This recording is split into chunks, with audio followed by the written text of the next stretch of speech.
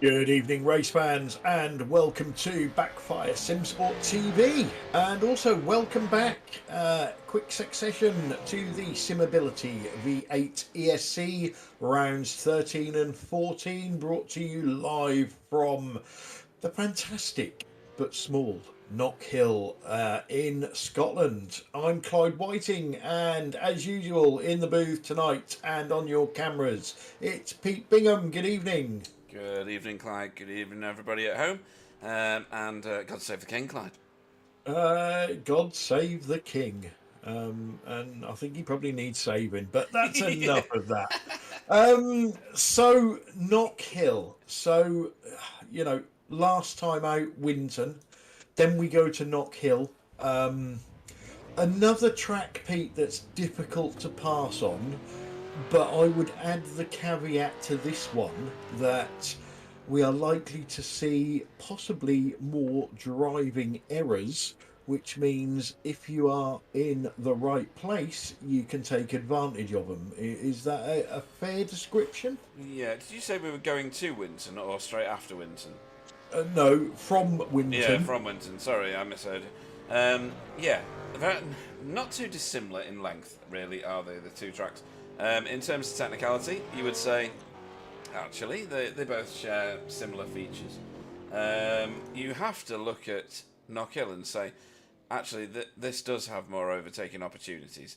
Because Winton, we saw it in the TCR race in the week, it's so difficult to pass. And indescribably so. It's kind of average everywhere. Whereas this track, is a little bit of a different creature. So if we bring up the track map just there on the right hand side of the screen, where car 8 is hounding towards right now, that is one very, very sharp Taylor's hairpin, isn't it? You can get down the inside of there, you can do a block pass through there. It's going to be a scene of action. And there's a couple of places, the end of the start-finish straight into Duffus, isn't it? Is it Duffus? It's one of my favourite names, nearly as good as Bumhole at Snetterton. Yeah. Duffer's Dip. Duffus dip. There is a really good overtaking opportunity. You can put someone well offline. You can really upset them as we start qualifying. There's no hope of getting anybody through that Arnold chicane. Is it Arnold? Yeah, it's Arnold Clark, isn't it? Arnold Clark chicane. Just trying to Yeah, find a there's a map. lot named after Yeah, drivers here, isn't there? Yeah. yeah. We're about to head But towards I that. think Clark actually is the last right-hander before you get onto what you It's like Railway Straight, which leads down to Taylor's. yes, yeah, that's right. So yeah, they're going through what they're going through there.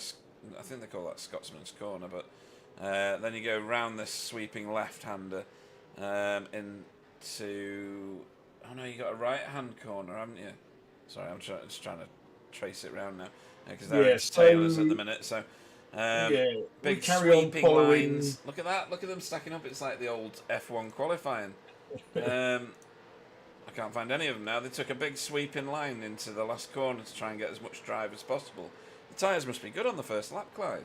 Well, it could be. Well, we'll have to see. I think it's quite Wow. easy to wear your tyres out round here. Did you see how much Um, air was underneath Kenzie's car then? That was class. Yeah, couple of notable things out of last week at Winton. Obviously, we had the first a maiden win for Alex Sevillano Lado, and Adam Wright was definitely on the pace, winning the sprint race. And the other thing was Simon Trendle didn't win a race, which is not something that we can say very often. But with all that, the standings at the moment, before we go into another 2 week hiatus, Simon Trendle leads the way on 1696 with Adam Wright second on 1356 and Kenzie Newhoff with 1348 in third. In the team standings, Team Chimera 3224 in first place, BSTV Esports Green 3125 in second, and NQR Europe third with 2743. Driver of the meeting, we've got two at the top. We've got Eric Blixt and Tony Kloosterman, both with 3 votes. Simon Trendle leads the Logan Jackson Safe Driver Award with Bob Woodhouse second and Rob Venn in third. And in the Fred Bingham Forever Forward Award, Simon Trendle leads the way with 34 positions gained, and equal second Adam Wright and Alex Civiliano Lado with 26. And sorry, Kenzie Newop is there as well on 26. So a 3-way tie for third place.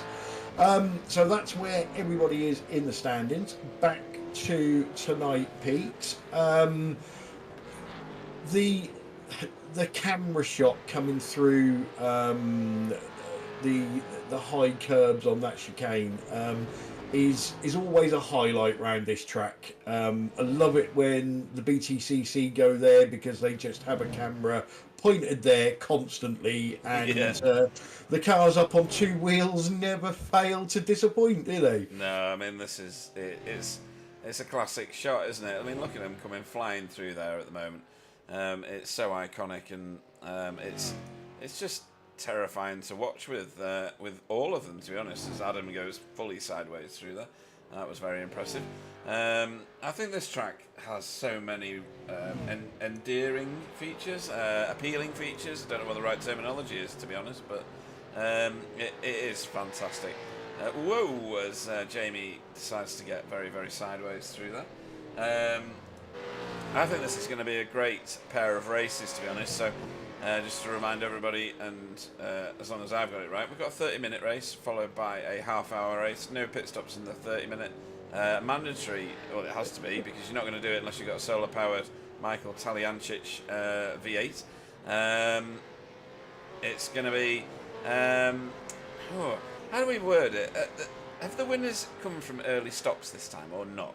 Or have you not managed to work that out? Because I'm not so sure what's going on at the moment with it. Let's word your little speech properly there first. So it's not, as Pete said, we haven't got a 30-minute race followed by a half-an-hour race. What have we got? We've got a 30-minute race followed by a 1-hour race. What did I say? A 30-minute race followed by a half-an-hour race. No, that's stupid, wasn't it? Which is the same thing. Yeah. All right, then. I'm going to start.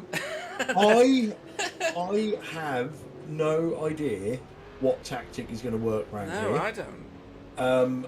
We had a race once, by the way, if you remember, where somebody won by doing something particular with pit stops. Do you remember that? I don't want to say, because they might be listening and can't remember. I know. All I remember is last time we raced here, leading into the race, I thought it was going to be an absolute crash fest. And it turned out to be absolutely fantastic. Yeah, it was, yeah.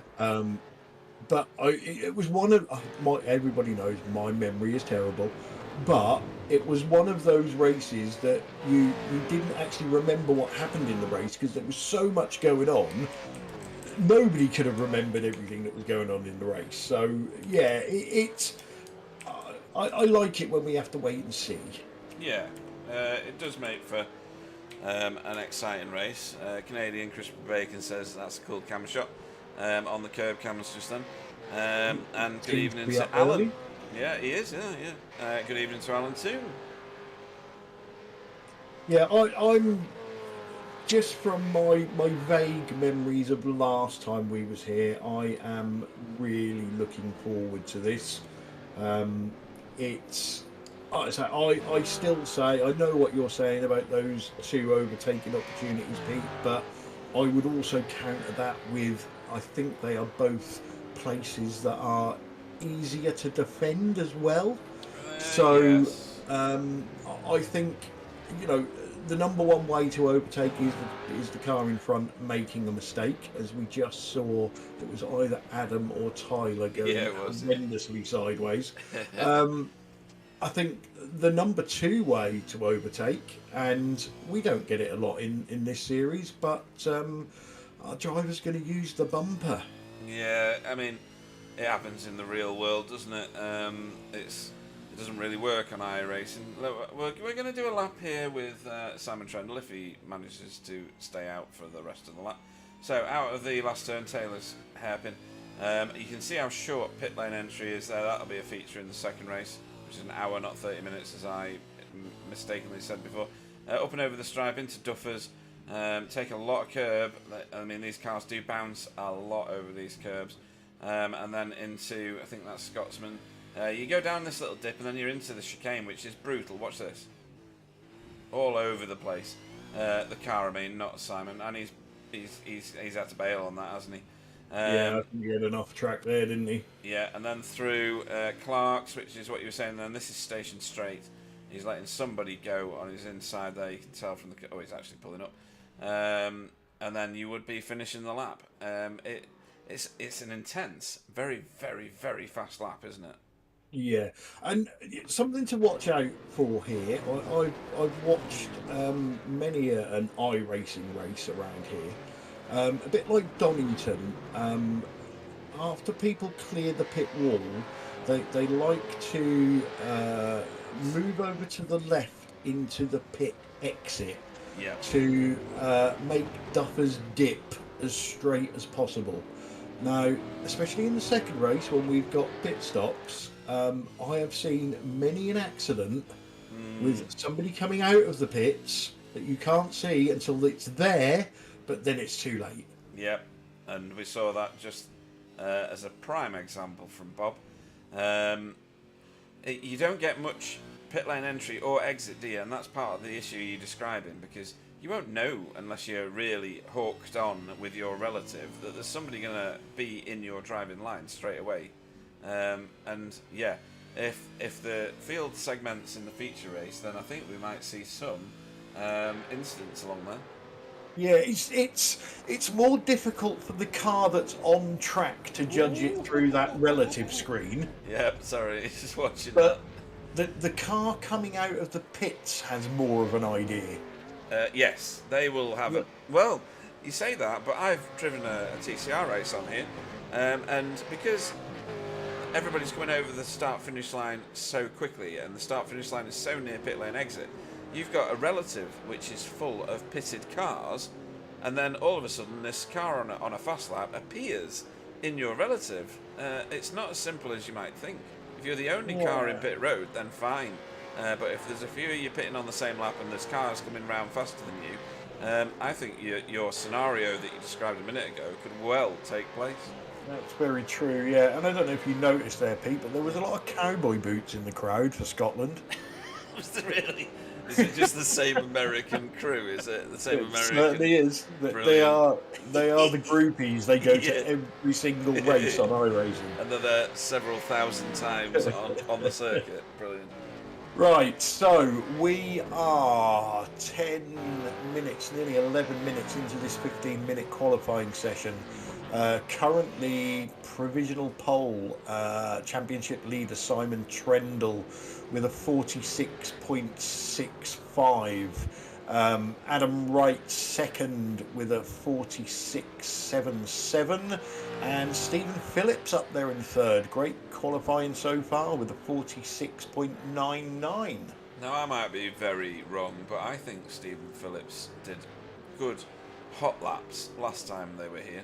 I think these shorter, tighter, twistier circuits do suit his driving style, it has to be said. He's had some bad luck and misfortune in some races this season, but where is he in the standings? He's nowhere near the top, is he? Because he's missed some sessions. 14th. Yeah. He's missed a few races along the way. Yeah, and I think you're right with the short. I'm not sure if he likes the short, twisty tracks, but they stop him from getting bored and pulling over and quitting. Yeah, well, by his own admission, that does happen. As he just pulls over. Yeah. They are cowboy boots. Yeah, and next time out, we're at Daytona, Clyde, for a 2-hour endurance on Daytona Road. We've been there before with these cars, and it was really good when they had like Uber Draft, if you remember. I cast my mind back to maybe season 2 or 3 when we first went there. and everyone was like, "Ah, it's going to be rubbish." Yeah, Brilliant. and every race we've had there has been absolutely fantastic. Yeah, I mean this is a bit like the rehearsal, I suppose, isn't it? Because um, it's just seasoning for a race like Yeah, that. it's a totally different challenge to Yeah, what these guys are going to go through tonight. yeah. This And couldn't that be is the more beauty different. of the series, isn't it? Oh yeah. It's never the same. I mean, we used to do the V8 ESC challenge. Well, what was it? The V8 challenge, wasn't it, or something like that? It was called something else once upon a time. Endurance Oh yeah, Championship that's or right. something, wasn't it? Yeah. Yeah, I mean, it was like I mean that created V8 ESC. This is the child of that, really, isn't it? But this is the way more successful format, and yeah, it's doing wonders, really. And Daytona's going to be awesome. It really is. So hopefully those that are watching will join us for the Daytona road course is it in 3 weeks or 2 weeks? No, it's 2 weeks. 2 weeks. May the 20th. May 20th. Right. Okay. I think that's going to be a blast. I don't think you're going to be too far wrong. No, coming up to the last minute of qualifying. And I tell you what, we've got 16 races tonight, and you get to a certain point in any season with any cars, and the participation is somebody's way off left there. The participation dips often quite significantly, and we've not had that this time, have we? Oh, and we're off here as well. No, to be fair, I think probably the past 3 or 4 seasons have been very similar. Yeah. I mean this in the nicest possible way. These drivers that you're watching tonight are a weird bunch. They love the challenge of the hardest car to drive on iRacing, and most of them, 99% of them, don't care where they come. They just want to have good racing, clean racing, and they want to go away from the track in question thinking that for this week, and maybe this week only, they've tamed the beast. Other championships that we've done, other championships that I've watched, other championships that I've been in, you always get the ones that drop out once they can't win the championship. But Yeah. we don't tend to get that. No. We Anyway, back to tonight. Let's go. It is rounds 13, the sprint race, 30 minutes, and your starting grid is Simon Trendle, Team Chimera, takes the pole position.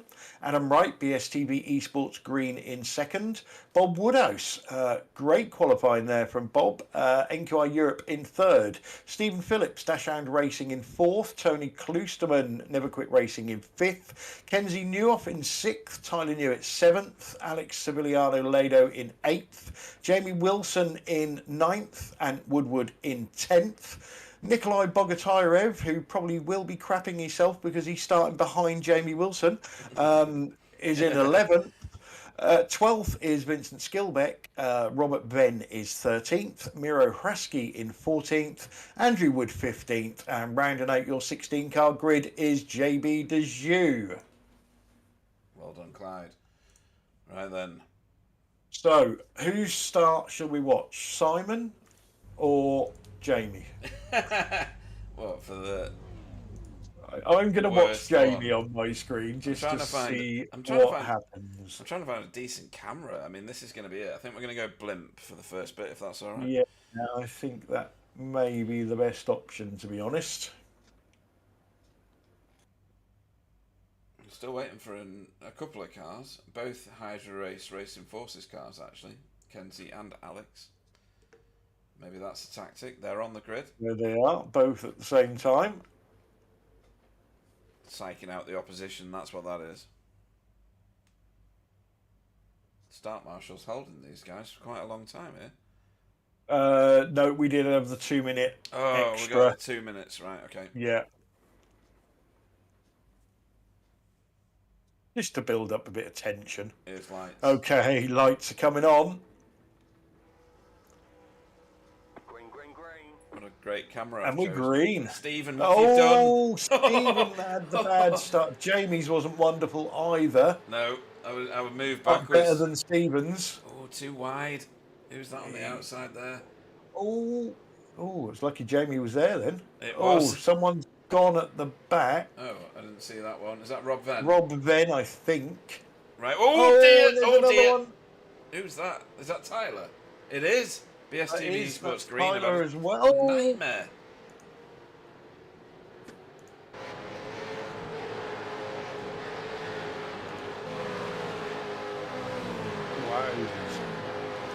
So, don't know if there's any contact in either of those two incidents. I don't think there was. Pilots. Yeah. We'll watch Tyler's one in a minute. I don't know what. I wasn't even watching Rob Venn's area of the track at the time. Stephen Phillips piling the pressure on in front of him onto Kenzie. We are going to need to watch the start again because yeah. Adam got past Simon at some point. Yes. And as Canadian Crispy Bacon has dutifully seen, Tony's moved up 2 places from the start. Oh, this is stacking up here, Clyde. Yeah, Stephen probably a little bit angry with himself from that start because, to be honest, he's usually a very, very good Brilliant, starter. usually, yeah. He did bog down massively. Making up for it here at the minute, though, but we're going to get 4 here soon. 4 under a blanket here. Yeah. Stephen's pushing the issue. This is the overtake I was meaning at the end of the start. Finish straight, and that's ended in tears. Oh, and many tears. Stephen's actually ended up the worst off. Bob Woodhouse has survived it, really. Oh, and Miro's had to go to the kitty litter. That actually looked like a clean overtake, but the curb done him. Yes, punted him across, didn't it? Meanwhile, back in BSTV Sports Green territory, I see Rob Venn still not had the memo about the metallic paint. No, he's not had the update yet. Rob's still on Windows 95. Yeah. Oh, do you remember that? It used to absolutely annihilate your hard drive. Do you remember? Right, what do you want to watch first? I think we need to see the front 2 off the line to see how Adam got past Simon. Okay. Was that another... Simon's start looked okay to me, but I must admit I had my eye on Jamie more than Simon. Oh, wow. Second phase of acceleration. That's right, yeah. Yeah, so that was on the start. Rob Venn.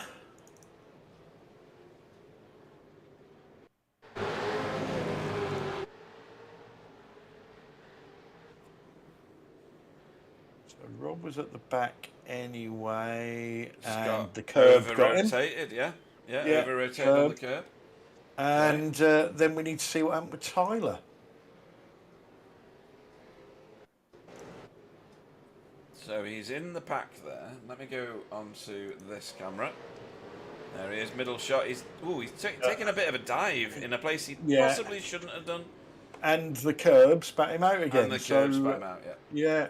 Right, let's go back live. The curb is taking some victims. Yeah, it really is. Ant Woodward's been off track. Oh, hang on. We've got the lead being fought for. Around the outside's not going to work for Simon. Who's that? Just decided to... oh, crikey. We've got a traffic jam back here. Well, that little battle there had Jamie Wilson at the head of it the last time we looked. Jamie Wilson. That's Andrew Wood, that. Oh, sorry. Yeah, that is. I just noticed the mirrors. This is the Jamie Wilson one, yeah. Yeah. Seems to have ruined one side of his car. Oh, Vincent, nice effort there. He nearly got through there on Ant Woodward. Ant Woodward's been off on the grass when we weren't watching, but he's not doing that now. Who's that? Is that Bob Woodhouse? It is, isn't it? Closing in on Vincent. I'm keeping an eye on the lead because it is hotly contested at the minute. Yeah, it looks to me as if Adam is defensive already, but that may be his normal line. We'll find out after a few laps.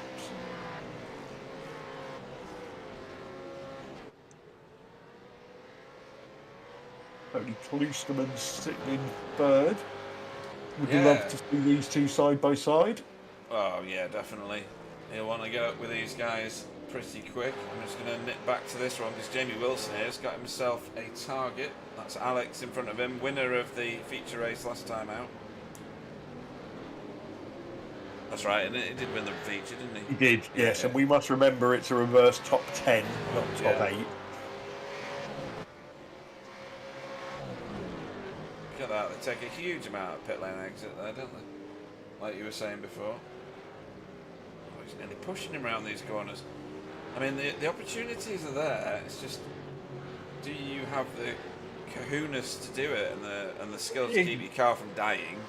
Yes, that's the... how much do you want to push it? Oh, that much, about that much. I think...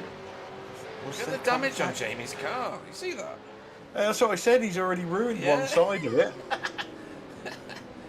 It seems to be made his car faster. Ooh, hang on, here we go. This is getting tasty at the front here. This is first. No, that, to be honest, that's happening most laps. Oh, okay.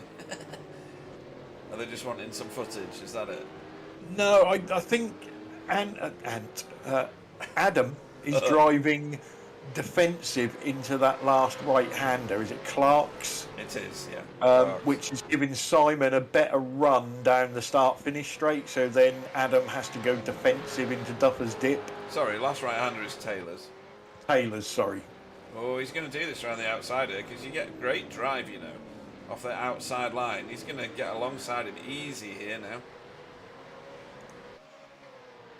Yeah, and he's going to clear him before he gets to Duffer's. Is he? No, he's not. Vince. Adam's kept it in. Oh, and there he goes. Shortcut. Oh, no. Dear me.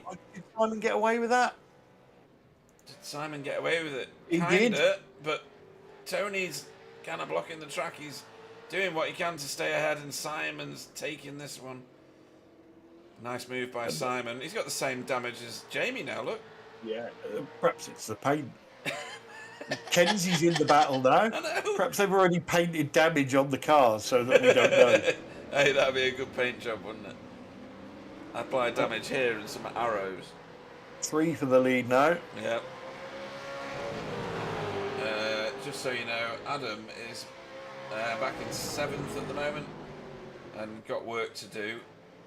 I can't look away from this, even though we've got a battle between Bob, Woodhouse and Vincent, and we've got Jamie and Alex is still raging. So I'll keep an eye on them. I'll keep you on this battle because obviously... Yeah, Jamie Wilson has silently, stealthily, ninjally, gingerly moved his way up to 5th position. Yeah, he's off shot at the moment because you've got 4 seconds. You can just about see him in the top right corner there. Alex Sevillano Lado in 4th place. And then you've got Jamie, who is less than a second behind him. So there's a big gap back to 4th at the moment, Clyde. Yeah, but you've got 4th, 5th and 6th pretty much all together. I don't know how much Adam Wright's car is hurting, but if it's not too bad, you would expect him to get on the back of that battle. Looks a bit second-hand. Yeah. If that came into the garage, it's going to take more than a bit of T-cut and gaffer tape, right?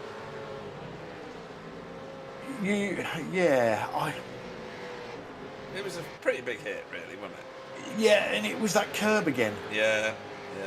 I don't know that the curbs actually do any physical damage to the cars on this circuit, I think they just spit you out, don't they? Yeah. Tell you what, Jamie's car, he needs damage each time, doesn't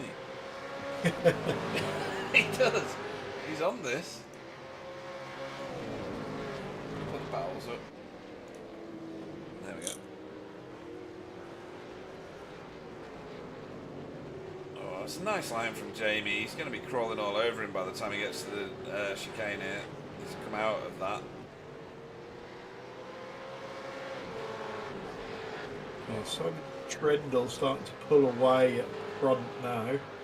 Yeah, that has been a feature of sprint races, hasn't it? Simon getting to the front and disappearing. But we are only a third of the way in. Yeah. But this definitely the closest battle on track at the moment. And the cars behind this lot are not that far behind. No, so they're not. They're quite close, actually. any little bit of battling, we're going to have a bit of a train going on. Yeah, so that's Ant Woodward that's pulling onto the back there of Jamie, and then behind that you've got Adam here on a bit of a recovery drive. Vincent Skilbeck's 2 seconds back. I skipped him in order to put the camera on Bob, apparently. And then Bob, you can see, is less than a second, only just less than a second behind. So yeah, we could end up with a 5-car battle, and we're only a third of the way in. Feels like we've had a race full of incidents, doesn't it? It does, yeah. We probably had as many so far in the opening 10 minutes than we normally get in a feature race. Yeah. But that is the nature of this track. Yeah. You know, we do, you know, this league prides itself on its clean racing. Oh, Tony, Let's what have you slow done, down. mate? What have you done? No, not slow down. No, I think he's been done by the chicane. I think. I don't know that.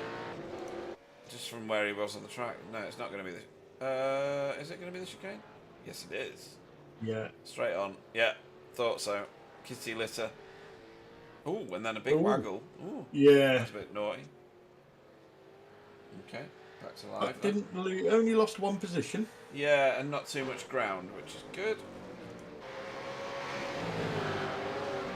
I did say about Bob Woodhouse finding Vincent. He's caught him. It's a strange line from Bob into Duffers there, but never mind. Yeah, you would imagine this is a track that Vincent hasn't done too many laps on. Why would you? You know, you're in a V8. How often would you do? Oh, I'll tell you what, where I'm going to drive my V8. Knockhill. You just wouldn't, would you? Oran, maybe. Winton, maybe. Sandown, sure. Knockhill really doesn't feature on the Australian calendar that much, does it? Yeah, I don't think he's probably done a couple of laps less round here than he has at Bathurst. Stephen Phillips, his start has absolutely mullered his race, really, hasn't it? Yeah. Yes, that mired him in trouble. Yeah. But, you know, you say that, Jamie Wilson didn't have a good start. And I think going into Dupper's dip, he was the middle car of 3 and lost out to both of them. Right. One thing we didn't see was this for Stephen. Or did we see this? I think we might have seen this. Yeah, we did, didn't we? We This did. is the one where he got hip right at the checked. start. Yeah. Oh, and then he took a big hit, didn't he? That's a massive, massive hit. So I think Stephen clipped the curb then. Yes, he did. Yeah, it punted him into it. And he almost got away with it, but not quite. So, has Bob got any kind of drive on that inside line? No, he doesn't. Vincent's got the defensive line on that one.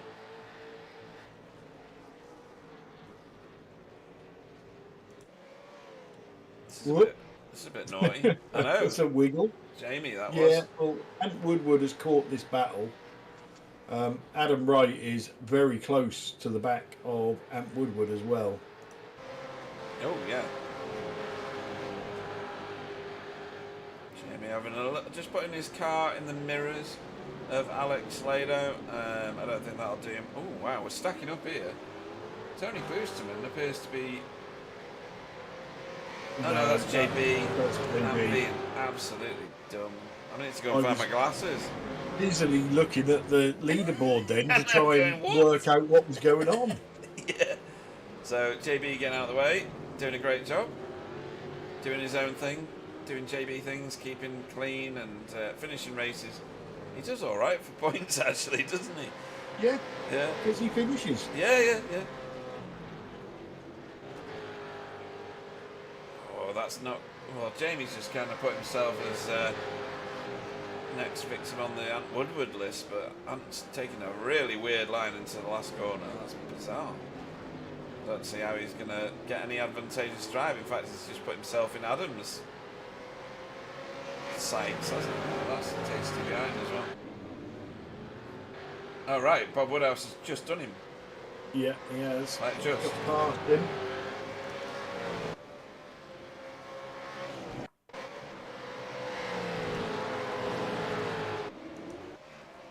Oh, that's a send. That is a send. Oh, yeah, that's meaty, that one. I don't mind a send like that. As long as it's clean, yeah, that's fine. Yeah, Yeah, totally. When you send it and use the other car to slow you down, they're the ones that I don't like. That's called a turning assist, isn't it? Yeah.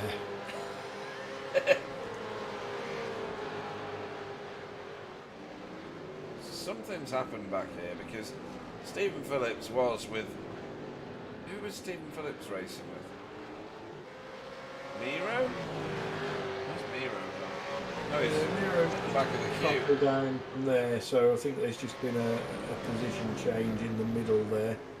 Yeah. Nikolai's in there as well, isn't he? Yeah, Nikolai's...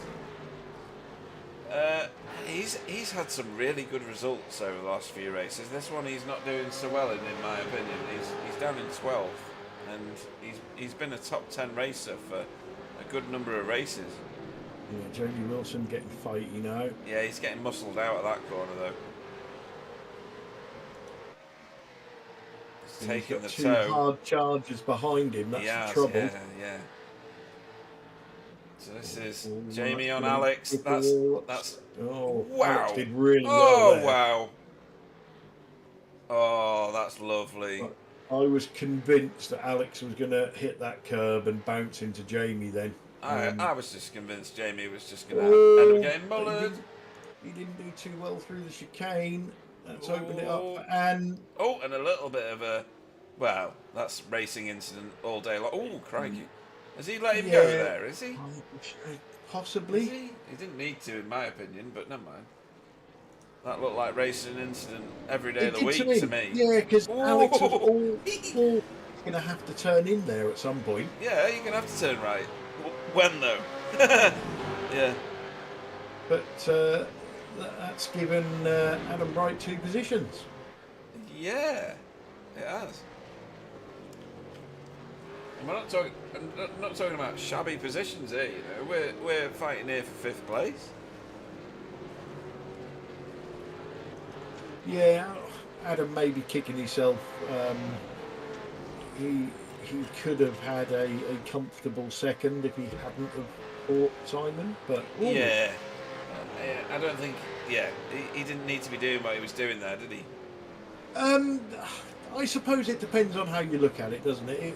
If he's just happy running second behind Simon, he's not going to make any challenge on the championship. So, yeah, I think he had to go for it. Oh, okay. It's just Miro putting the loud pedal down whilst having at least one wheel on the grass. Yeah.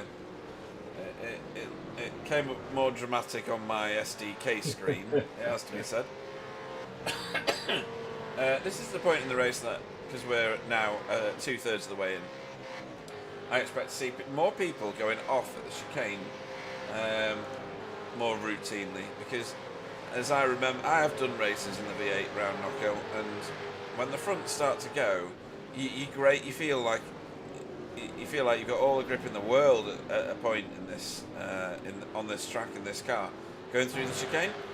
Oh, that's right, it's JB.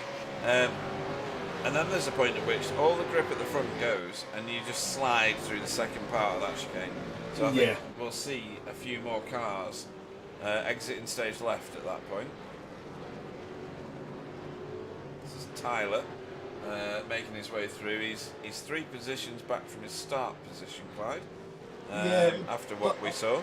I looked at him 3 or 4 laps ago, and he was a couple of seconds behind this battle, so he's caught it fairly rapidly.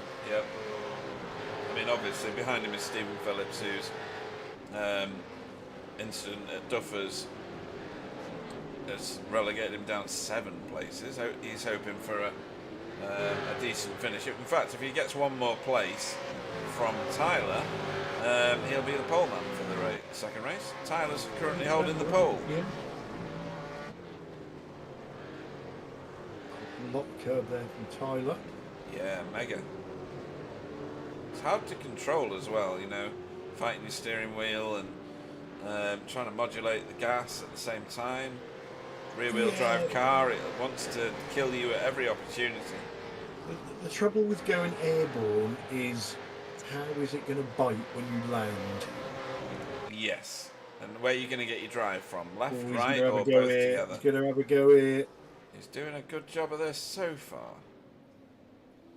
He needs to chop him up a bit. Oh, he tried. Oh, he did. Yeah. Yeah, that was bold, shall we say? I don't think Vincent will take too kindly to that, but It's given Stephen Phillips a position as well. yeah, it has.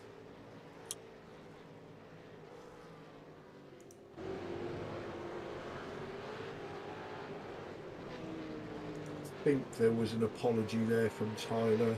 I've not got that on because it come through the chat. So, okay. Canadian Crispy Bacon is asking, there was a slowdown on the start finish. He'll have to give us more information on that, I think, won't he? No, I think that may have been JB moving out of the way to let the pack through. Yeah, that would make sense. Ooh, what's going on back here? Miro has caught himself. JB. Where's that time then? Oh, sorry, I've got the wrong battle. It's Nikolai and Vincent. Sorry.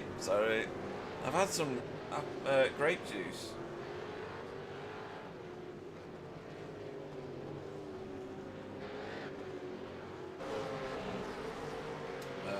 So yeah, Nikolai.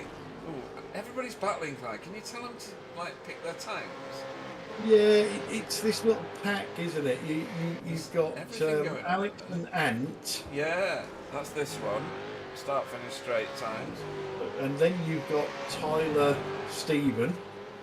Which is all and of this. And this. then you've got Vincent, Nikolai. Yep. But they do this, they can't even it out so the cameraman's got an easy day. They have to go piling in all at the same time. Oh wow, Alex is mighty through that chicane. Did you see that? Jesus. That was the line, wasn't it? Yeah, he had that absolutely cock on. That was brilliant. It's so difficult to do that every lap though. Without dying, yeah. Because it is a brutal chicane, isn't it? It feels off camber every time you do it. It's weird. It's not off camber, but it feels like it is. A bit of wheel spin for Ant there, but I don't think Alex can make anything of it. Yeah.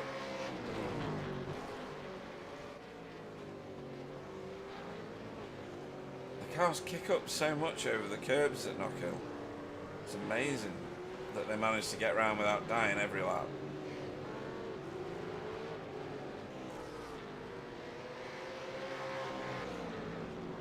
Tyler will shortly be having a go at Bob Woodhouse, I think. Tyler.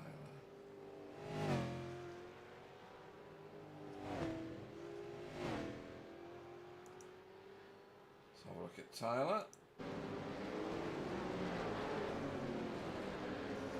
He's definitely closing in lap on lap. Yeah, and if he doesn't get it done in a hurry, he's going to have Stephen Phillips crawling all over him. Well, his last lap was slower than Bob. No, it wasn't. It was almost exactly the same as Bob's time. What was Stephen's time? Stephen's time was a little bit slower. Yes, it was.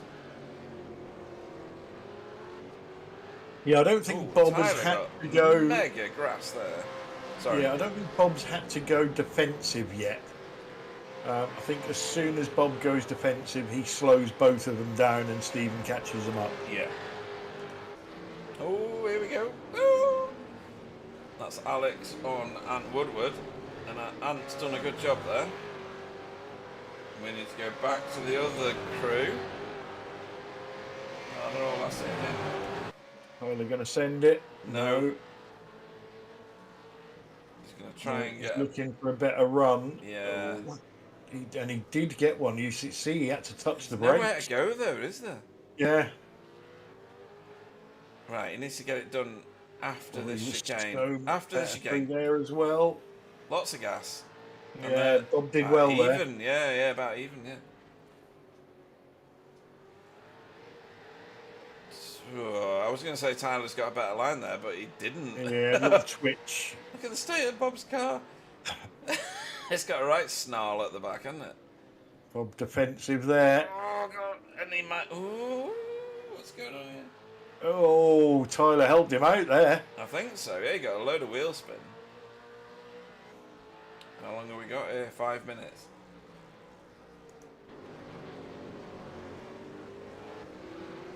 This is the closest we have on track. There are other battles around it. You can see it on your timing screens, obviously.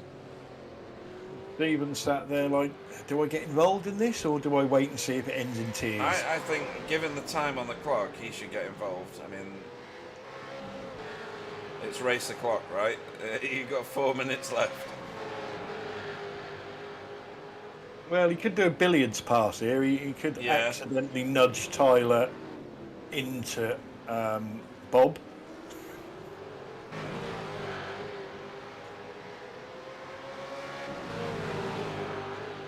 Are you suggesting you go in off the red ball into the corner pocket?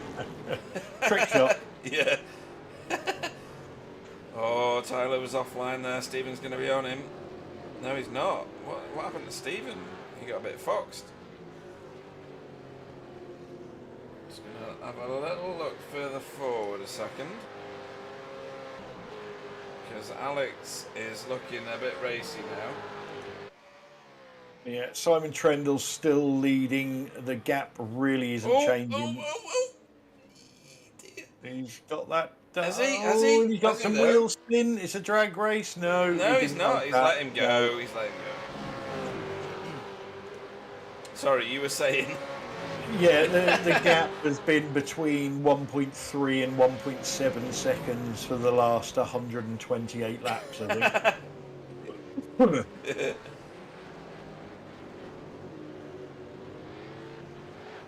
This one to me is the big battle in the last couple of minutes because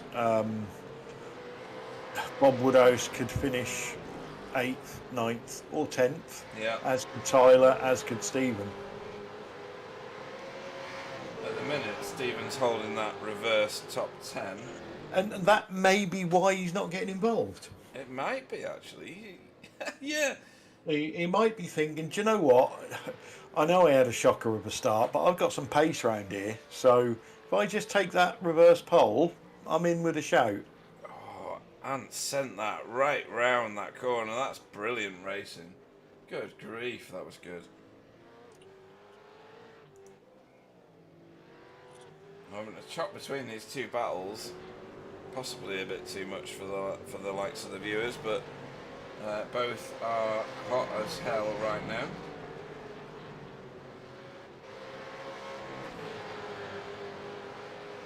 Be alright if both battles are in the same camera shot, but they're not.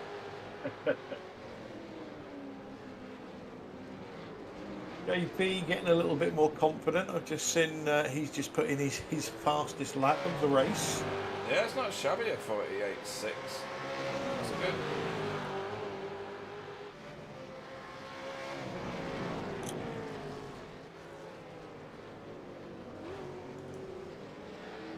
Leader Simon Trendle has just started the penultimate lap. Really? Oh yeah. More after this one.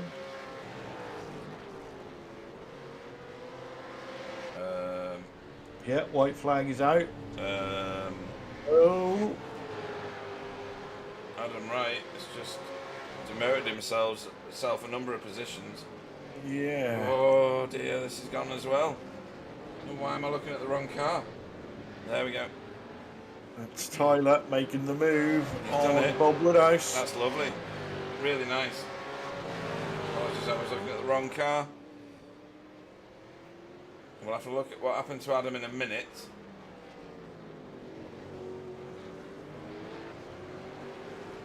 Yeah, Simon Trendle about to take the checkered flag.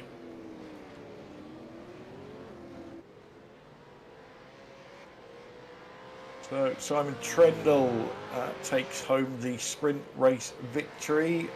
Kenzie Newhoff in third, and Tony Kloosterman should quite comfortably come home in third. Alex has not given up on this position.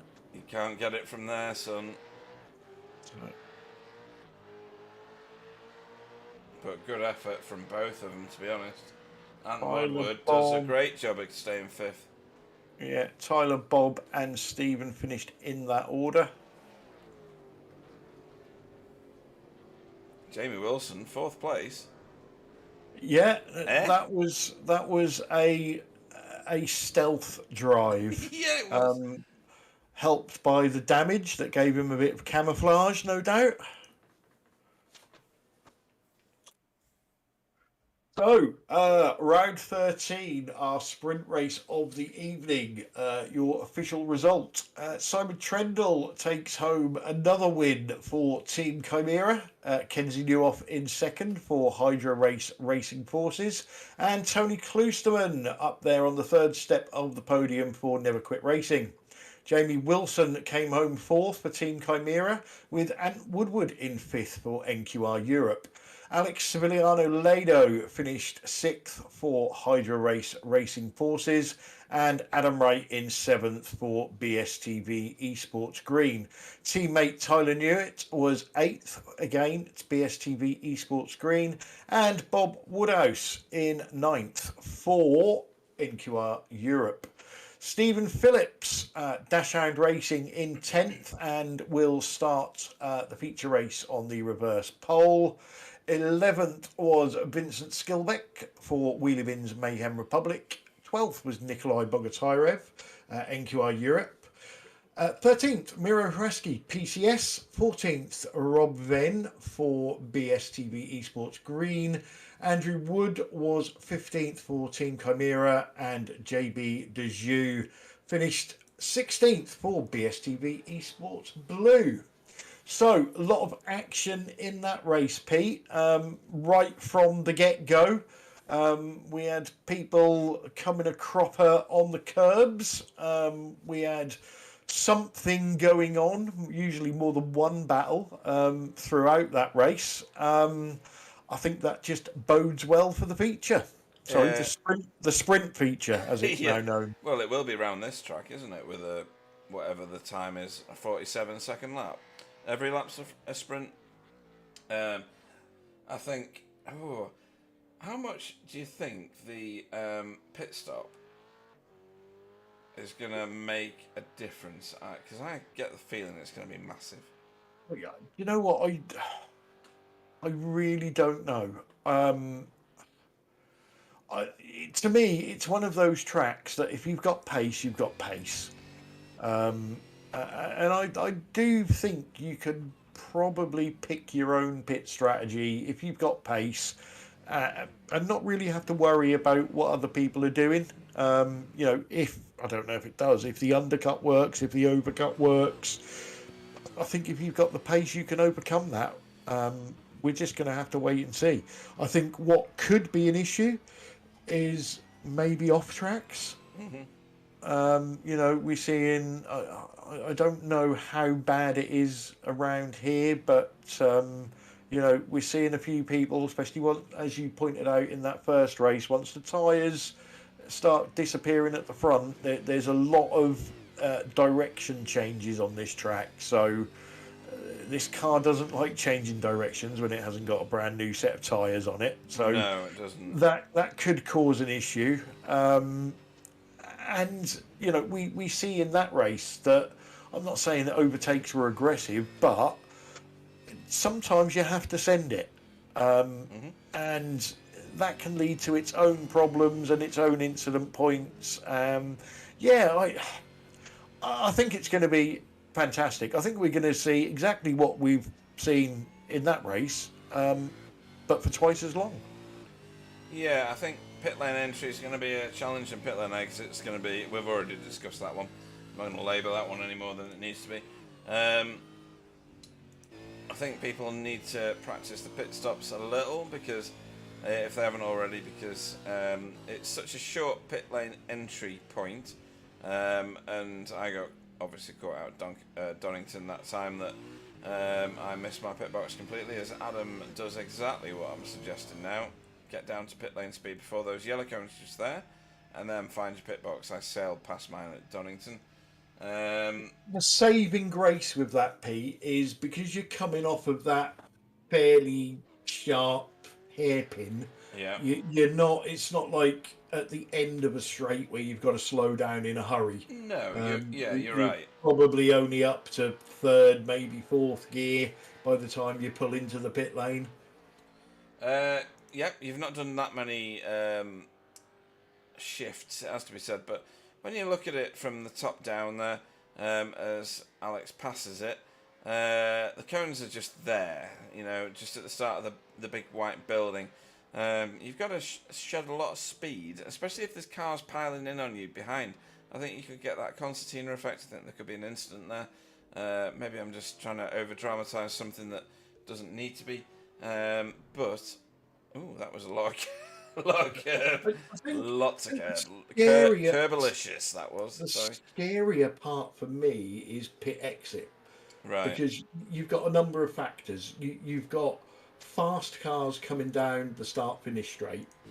You are flooring the car as soon as you possibly can. And as we're looking at now, you're straight into Duffer's Dip. Then you've got that tricky left. Then you've got this one, Gravel. which is awful on cold tyres. Gravel corner. And all of that probably the most technical parts of this track on stone cold tyres. Yeah. Oh, it's definitely going to be a challenge. I mean, that's not a real pit entry, but, you know, the concept's the same. So into the pit box, Adam Wright's car. No, it's Rob Venn's car, all skew-iffy. Find your pit box and stop it on the mark. So that was a good job there by Stephen Phillips, who will be the lead car out next time. If your pit box is there, look at the angle. Oh, it's silly. It's silly. There you go. Look at him go. He's going to drive into the wall if he's not careful. He's reset the car. He was that disgraced by the entire thing. I love this track. I think it's fantastic. The track that I want on here, and it's not on here yet, is Thruxton. Yes, I must admit that would be good. What tracks are you waiting for?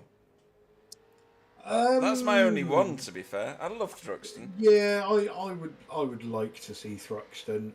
Croft, that'd be nice. In a weird way, Cadwell Park, but for the slower cars. Yeah, Cadwell's a bit of a mountain climb, isn't it? It's weird. Yeah, don't get me wrong, it's a bike track. Yeah, But then so is this. You know, this was invented as a bike track.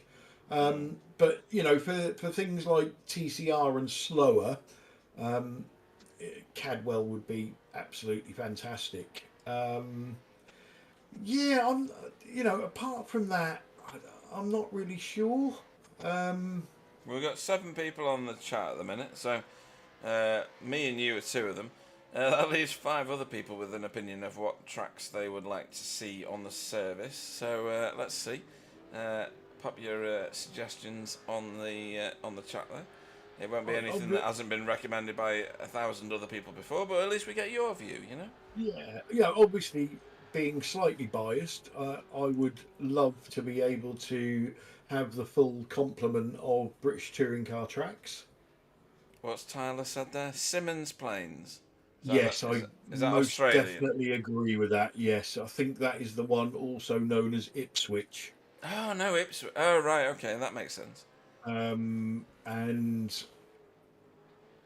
the only track I've ever won a V8 race on, I believe.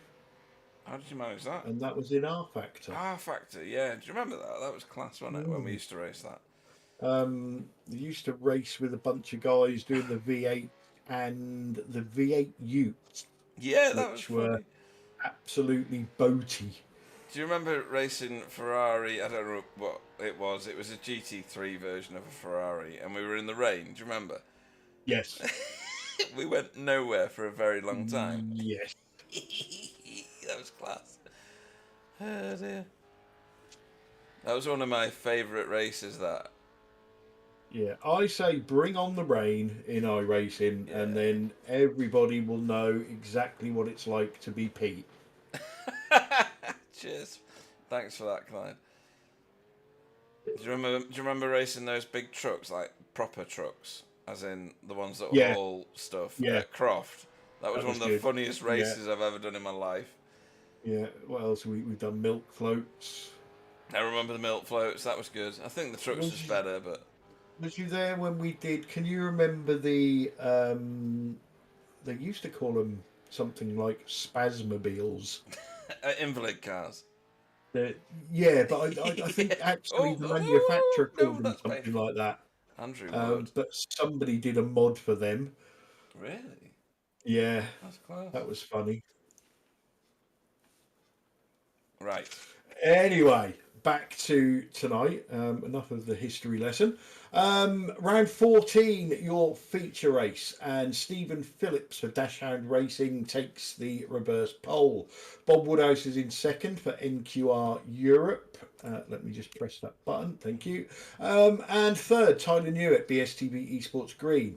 In fourth, Adam Wright, BSTV Esports Green, and fifth, Alex Civiliano Lado for Hydro Race Racing Forces. Sixth is Ant Woodward, and seventh is Jamie Wilson. Eighth is Tony Kloosterman. Ninth, Kenzie Newhoff. 10th, race one winner Simon Trendle. 11th, Vincent Skilbeck. 12th, Nikolai Bogotyrev.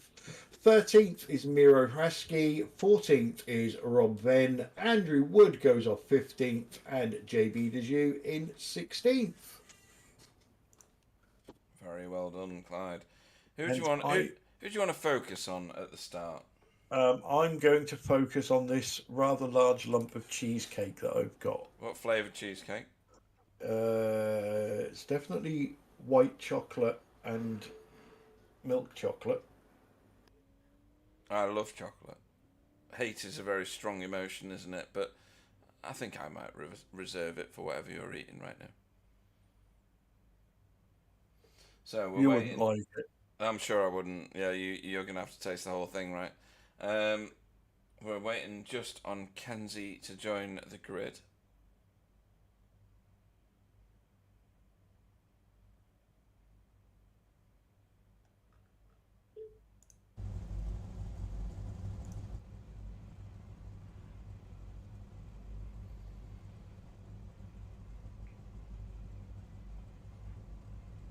And we're still waiting. We are still waiting. There he is. There he is. If you couldn't understand what Clyde was saying, that's because his face was full of food. Of which he is proud. I'm gonna smear it on my microphone to see if you can taste it. We can't just have Tyler's view on the tracks that people want on the iRacing service, so come on. Hey, Oh, here we go. lights coming on. Here we go for the feature sprint. Oh, another shocker. Bob Woodhouse, not great. Oh dear. Oh dear. Bob Oh. Woodhouse and Adam have absolutely mated, and it's all gone terribly wrong for them. There was another shocker there for a Chimera car. Is that... Who's that? Way off. Oh, it's Rob Venn. Oh, and another. Kenzie. Oh. What's going on, Clyde? It's the feature sprint race. Here's the feature sprint race.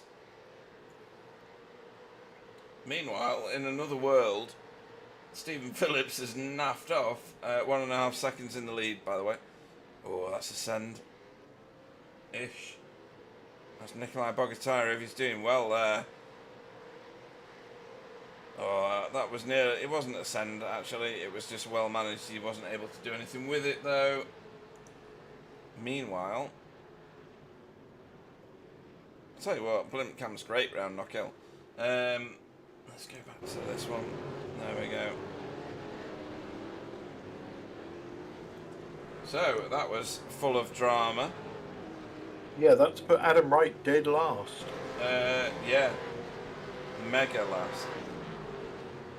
I think we're in a safe zone where we can go and look at that. I think. Just a minute. Right, here we go. Let's do this as quick as we can. Bob Woodhouse has just overtaken.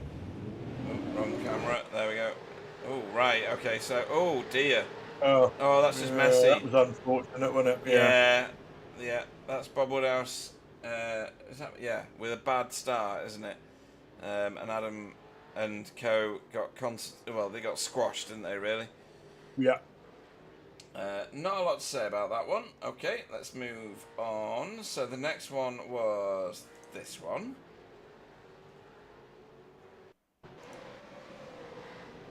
We see the dying embers of the deaths that were going on behind, and then Rob Venn. Oh, gets a netcode help, Clyde.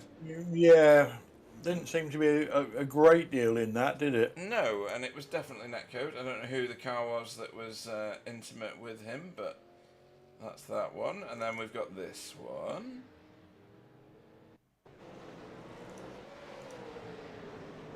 Kenzie on the inside of someone. There's nothing there, and then dives down the... Oh, massive curb, massive curb. Huge curb. Strike again. Yeah. And that's the end of the carnage. With the emphasis on car. For now. Oh, what's happened to JB? Somebody else just flew there. Ow. That made my fillings hurt, that one. What's that? Let's have a look at what happened to JB there. That was literally as we went back live. So JB leading a train here of Rob Venn plus others. Gets curb again, Clyde. Gets the curbs. Yeah. Cold tyres and curbs, Clyde. I think he may have already been on the way before he got to the curb, to be honest. Yeah, I think there's a claim there for whiplash. Don't know about what you're thinking is. Yeah. He just caught the gap in the tyres, didn't he, in the end? Yeah. Adam has just overtaken Bob Woodhouse for that position. And at the front it's quite tight. Although you wouldn't know it because we're looking at all the other people. JB's in pit road, by the way. Yeah, I would have guessed that something was broken on the front. What, you mean like the whole of the front of the car? Yeah, all the way to the back. To the flies that are attached to the back of it. Oh dear. Alan Toon says, can I get the scrap concession? It is with a fortune in these things. Oh. Look who is sniffing after another feature race win. I know, Alex. What are you doing, mate? Vincent just did this to Nikolai. Oh, actually, I think this is Nikolai doing it to himself, by the way. Just as a point of interest, I think he's going to get some curb, Clyde. No, he missed the curb. He missed the curb and missed the corner. Yeah. All right, then. That was far more dramatic than it was. In the background, Kenzie and Adam have overtaken Rob.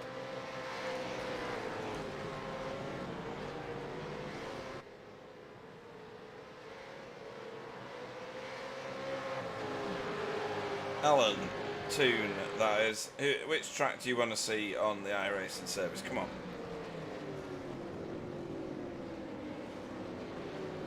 I'll tell you who's having...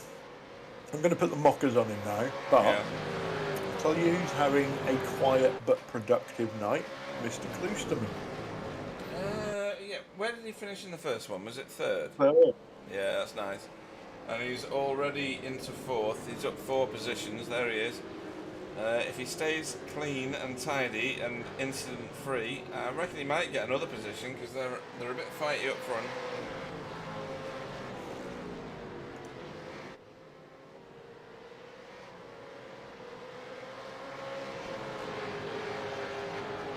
Here's one for your statistics. Stephen Phillips, has he won a race before? God, I don't know. Put your spoon down and your cheesecake and go and find out, will you? It's not happening. I mean, he's not winning, or you're not putting your spoon down? This is the battle for New York. How to Make Friends and Influence People by Clyde Whiting.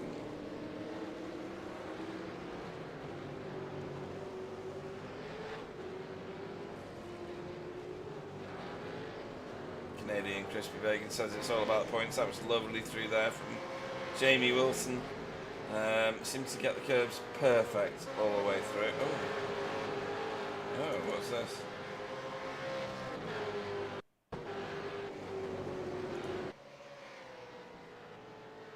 Vincent net coding himself? No, he's just not found the right apex.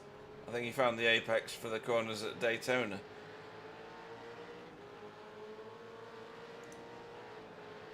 So that one's a bit weird. Bob Woodhouse has just passed Rob Venn for P14.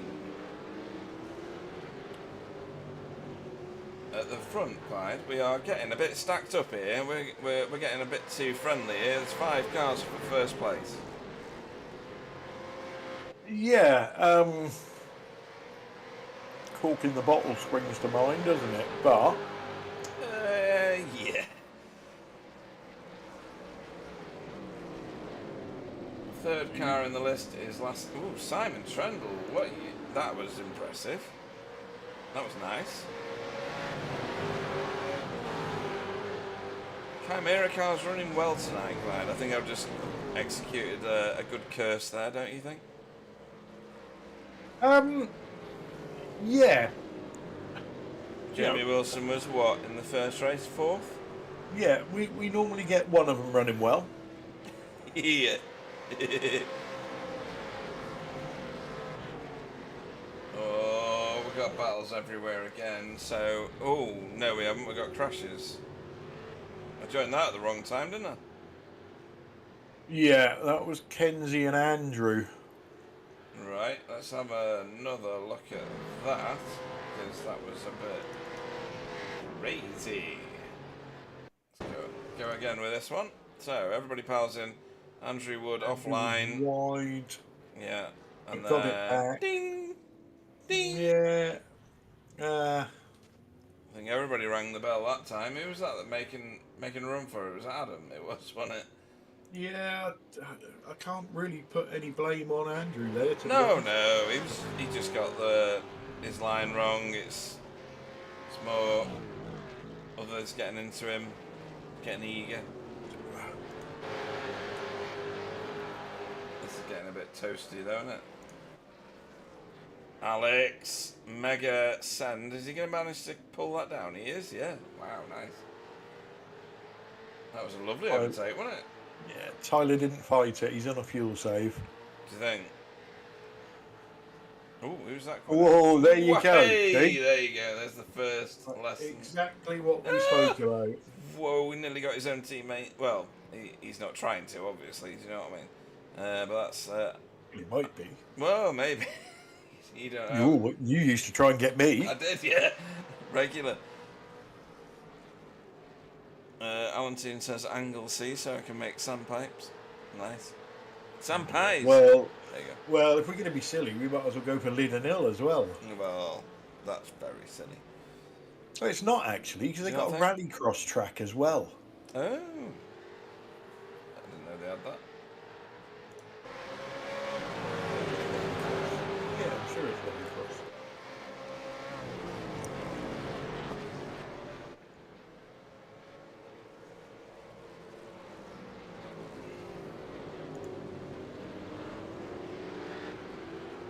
Tell you what, Stephen's doing a great job under the pressure that Alex is putting onto him at the moment. Alex, I don't know if it's happening every lap, but he was phenomenal through the chicane then. He really was. We saw Jamie do that actually, not that long ago. There's a particular line through there.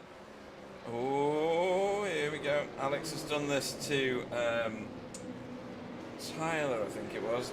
Well, I think Tyler forced Alex to go defensive there. I don't think Alex wanted Right. to, Oh, okay. but I think Alex may have thought he was on the going to be on the receiving end of a resend. Return to sender. Yeah. Was it? Yeah, it was us, wasn't it? Where you used to do like Elvis songs. Yes. Oh dear. Funny. Oh. What happened to Tyler there? Got offline, I think, and might defend this actually. Yeah. Simon's not going to be able to turn that back. No. Just lost a bit of ground on the front too, though. Yeah, it's a big gap all of a sudden, isn't it? And Tony at the back of this group. We know he can't fuel save, don't we? Because he's got a lead-lined shoe. Yes. Did we get any information about pit stop early as lap 25? Well. As late as lap 49. So big window, isn't it? Pit window again. Yeah. All about that. Tyler having to go back, but he's knackered his exit, or rather, his exit at the corner was so acute he couldn't get any drive. Done well to retain it. Oh, Christ, that was a lot of curve. Done well to keep his position. Alan Toon's dad used to take him to Mallory Park. Yeah, I forgot all about Mallory Park. I don't even know of that one. What's that? I don't even know if it's still there, is it? I don't know. I've never heard of it, personally, but... So you heard it here first, folks. If Pete hasn't heard of it, it doesn't exist. Yeah, too right. I'm having a look now to see if it's still there. Do that, will you? Because I can't. Yeah, it's still there. All right, nice. Where is it? Mallory Park. Don't make me drive 6 hours to come and hurt you. Where in the UK is that? Kirkby Hall? Kirby Hall. Kirkby.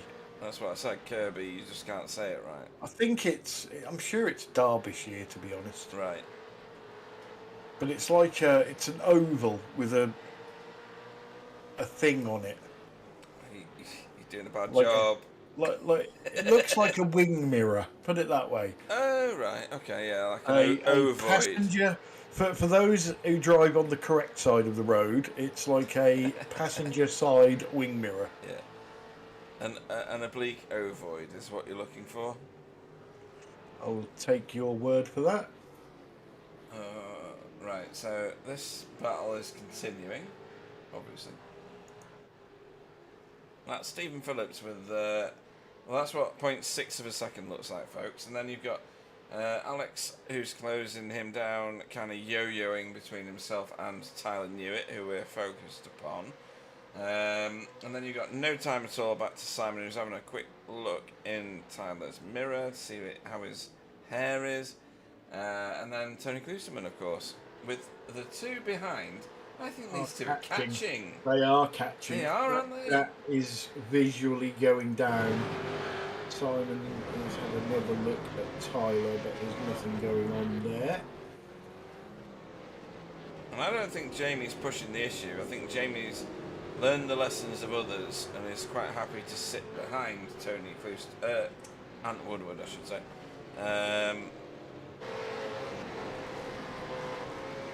Especially if they're moving forward in the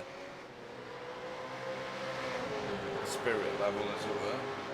Yeah, it's a difficult thing to do, but Jamie's a very sensible lad, isn't he? Yeah. Sorry, I'm laughing at this lot. It's like 7-year-olds trying to play football. If you've got a gap to the pack in front, you need to be patient. And if the car in front of you is going quick enough, you just follow them, catch the pack up, and that's when you make your move. And then you do the same to the next car, then the Yeah, next yeah.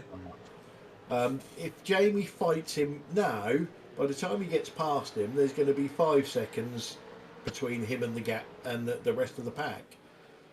And we're 16 minutes in. We're a quarter of the way through. Thought Jamie had a good opportunity there to have a pop, but he's seen sense, I suppose. Right, I'm going to go and visit the little boys' room and leave you on this camera, Clyde, just for a minute. The Dodger. So, for the folks at home, things to watch for. Just look at every time two of these four battle and the gap that Stephen Phillips pulls away. It's a bit of a short track thing, but it does happen on other tracks. It's one of those, if you're going to make your move, you've got to make the move, get it done, and get going. You can't afford to drag it on and on and on and on, because the gap just becomes insurmountable then. The trouble is that the 4-car train that we got at the moment will soon become 6, and at that point, that's when people start going, do you know what? Well, I think I can get this done, and then sometimes they can't. So, Steve, it's an easy thing to say, but in this position, you would always want to be Stephen Phillips. Not purely because he's leading, but Tyler's gone wide. That's gifted Simon a place, and Tony's going to get past him as well. If he's not careful, he's going to get that one up the inside. Although Tyler's going to fight this back all the way down the start-finish straight. He's got a bit of run. Tony's been forced to go defensive. And I think Tyler's going to give up on that one at the moment. But again, 2 cars side by side, gap to the car in front. Now they've got to catch it back up again.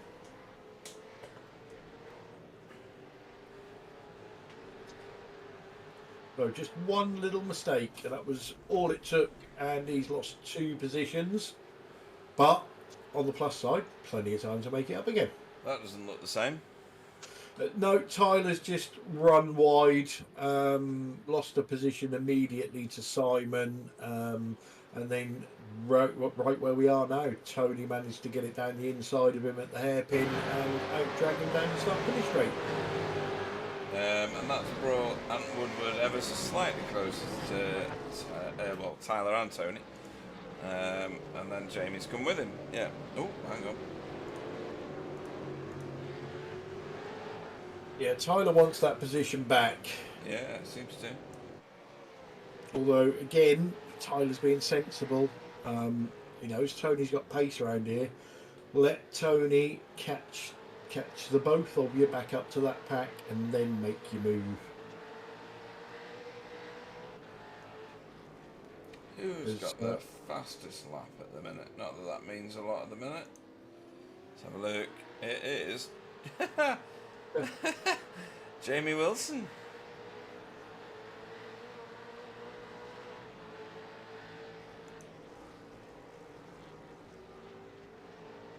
Yeah, Simon Trendle straight onto the back of Alex Pledo.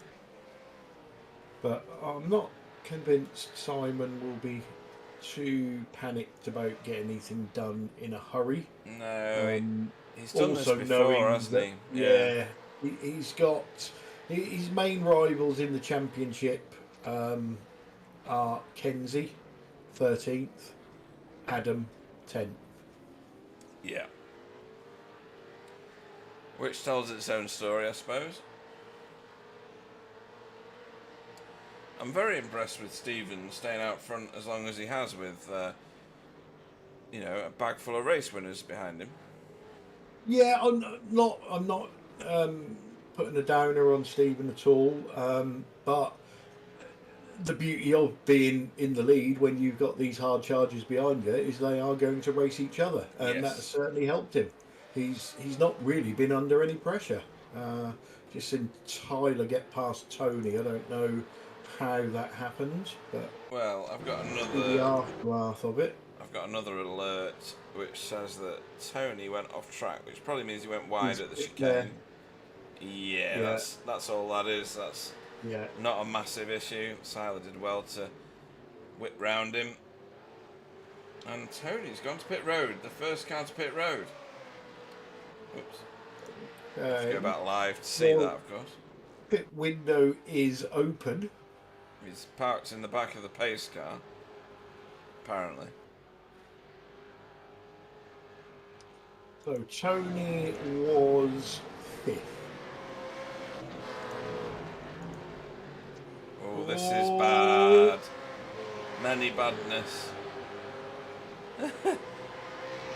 So that was Ant Woodward with why is Tyler that far back? What's going on? Tyler's been overtaken by Ant Woodward. Yeah.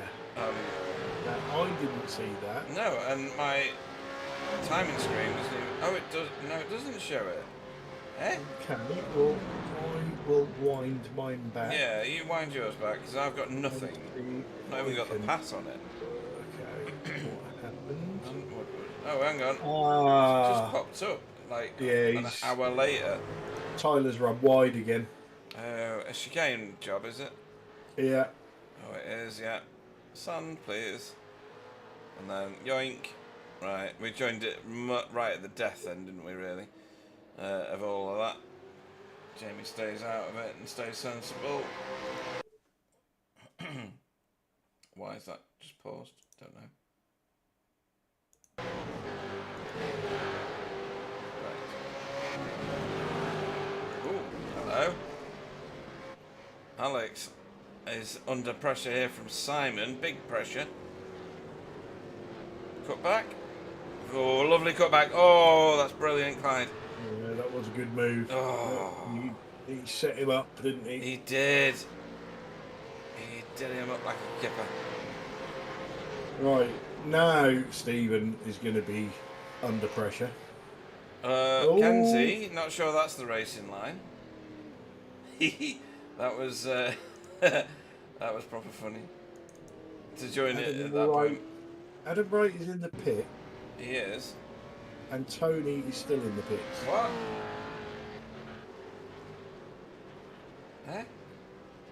Tony can't be still in the pit. That was bizarre from Kenzie, but never mind, we'll go back live.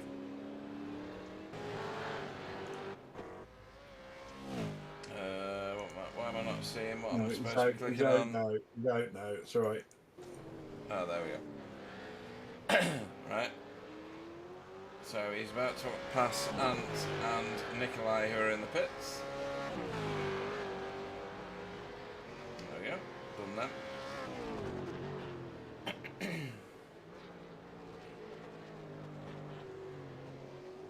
Okay. Do you want to hear the latest scandal, or do you want me to keep it till later? What does it involve? It involves Tony's pit stop length. Go on. Well, he's 1.5 seconds quicker than everybody else. Okay.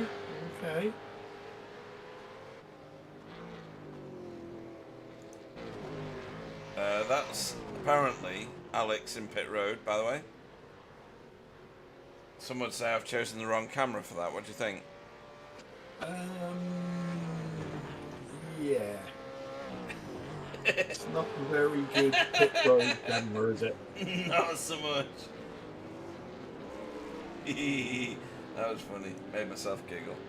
Right, so Jamie Wilson closes in on the... Oh, right, okay. Yeah.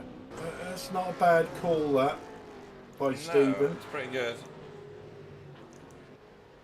Simon had taken over a second out of him in the last couple of laps. There we go. And this, to your point before, it's quite a sharp change of direction to get out of pit road, isn't it? Yeah. From there. I'm not going to stay on him forever. Don't worry. I've got a few cars in pit road at the minute. It's okay getting out as long as there's nothing else trundling down pit lane. Or the main straight. We have lost Adam Wright. He is gone. Hang on.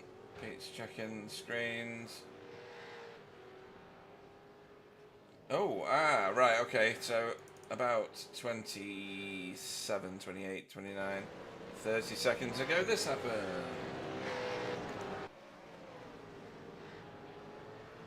Okay, that was really less dramatic than I expected. Yeah. Alright then. Answers on a postcard. Well, anybody really, because I've not got a clue. Oh, and then he pops back. It was an angry man quit, maybe. I don't know. What was he angry about? Being further back than he wanted? Yeah, possibly. Alright. Fair enough. Right, so, back to live. Let's go and find the closest battle on track, which is this one. Or it would be if I put a camera on it. There we go. So this is...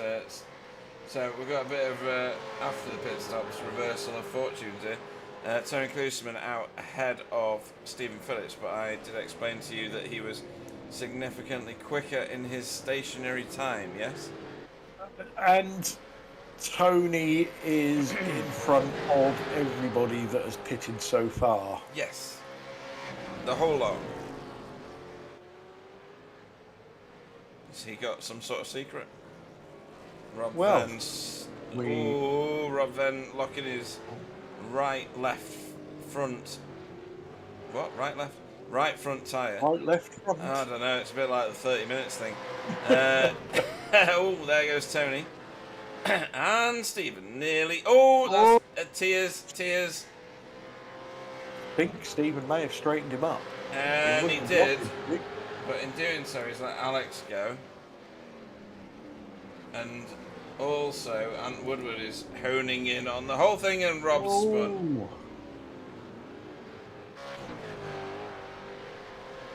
Rob will be heading for the pit lane, no doubt. What do you think? I don't think he hit anything, did he? No. Oh, perhaps he didn't, no. No, I don't think there was anything in it. I think he just got spun. He's just spun. Excuse me.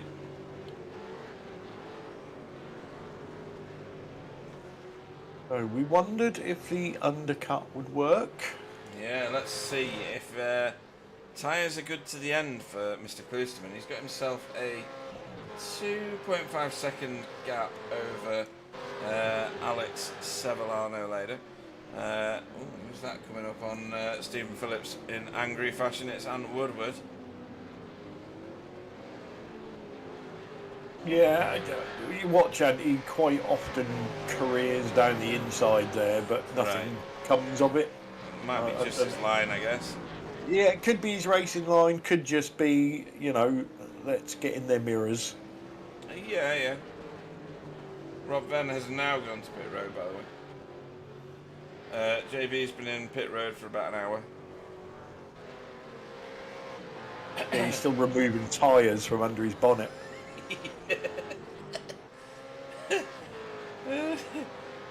Simon Trendle is still your race leader.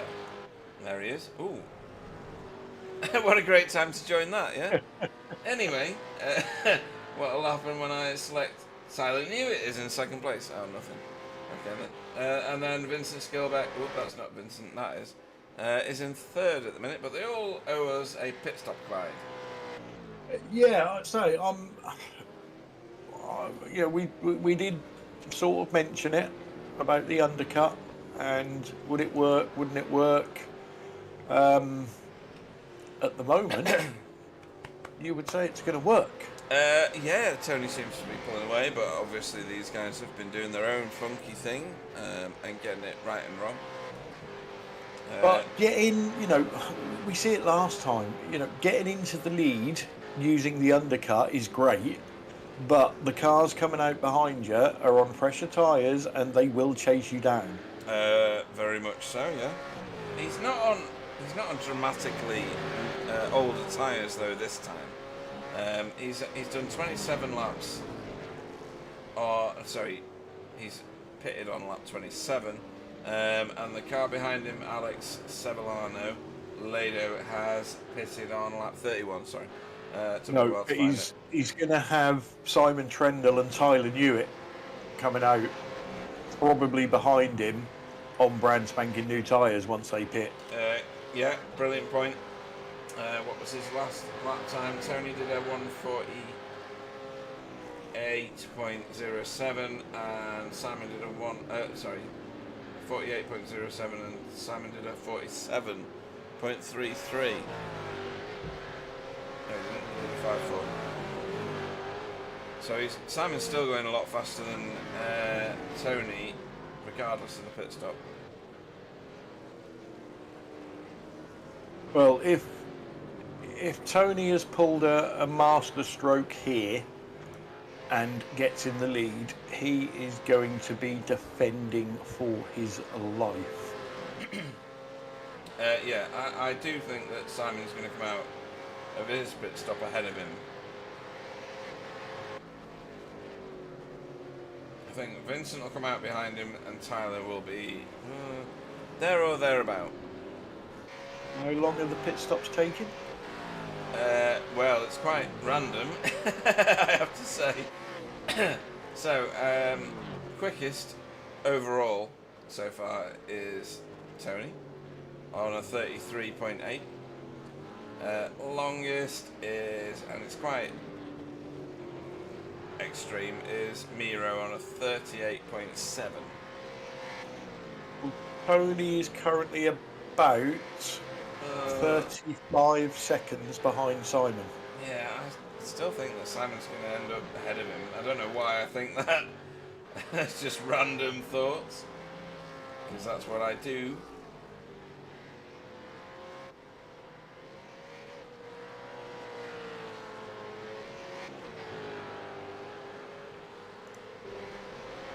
So, Jamie Wilson, who was fairly far up there at one point, obviously other people have got to give us pit stops, but I expect they'll be ahead of him anyway. It's chasing down this pairing of Ant Woodward and Stephen Phillips, who were having a bit of a fight earlier, and they've got Alex just in front of them, not even a second ahead. And then there's a big jump forward to Tony in fourth, and then he's the last of the stoppers, right? So the car in front of him is to be lapped. Sorry? No, I'm just agreeing with you for once. Record this day, folks. Not just the King's coronation, but the day that Clyde agreed with me.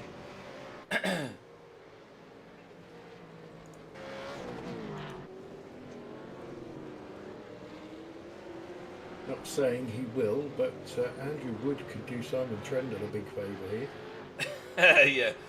Yeah. Tell you what, can you just not make your car 10 times wider than it is right now?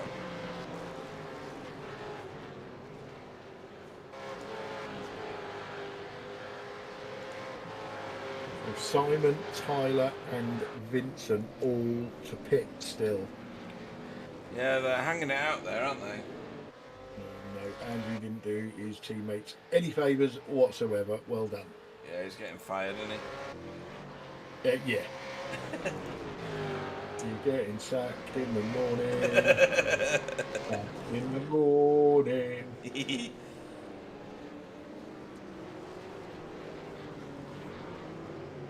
Oh. Excuse me. JB's finally removed the tyres from under the bonnet. And then crew chief said, no, there's another one. Yeah. Oh dear. Not good. Oh, hang on. Simon Trendle into pit road. Yeah, so this is going to be the interesting bit now. He's going to get out in front. You're right. Yeah, but how far? It's not much, Not I very. don't think. Yeah, 2 seconds, I think that is. But He's on newer tyres. Yeah. But that isn't going to be so clever for Tyler. No, that means Tyler's definitely going to come out behind him, right? You would have thought so. Behind Tony, I mean, with fresh tyres, obviously.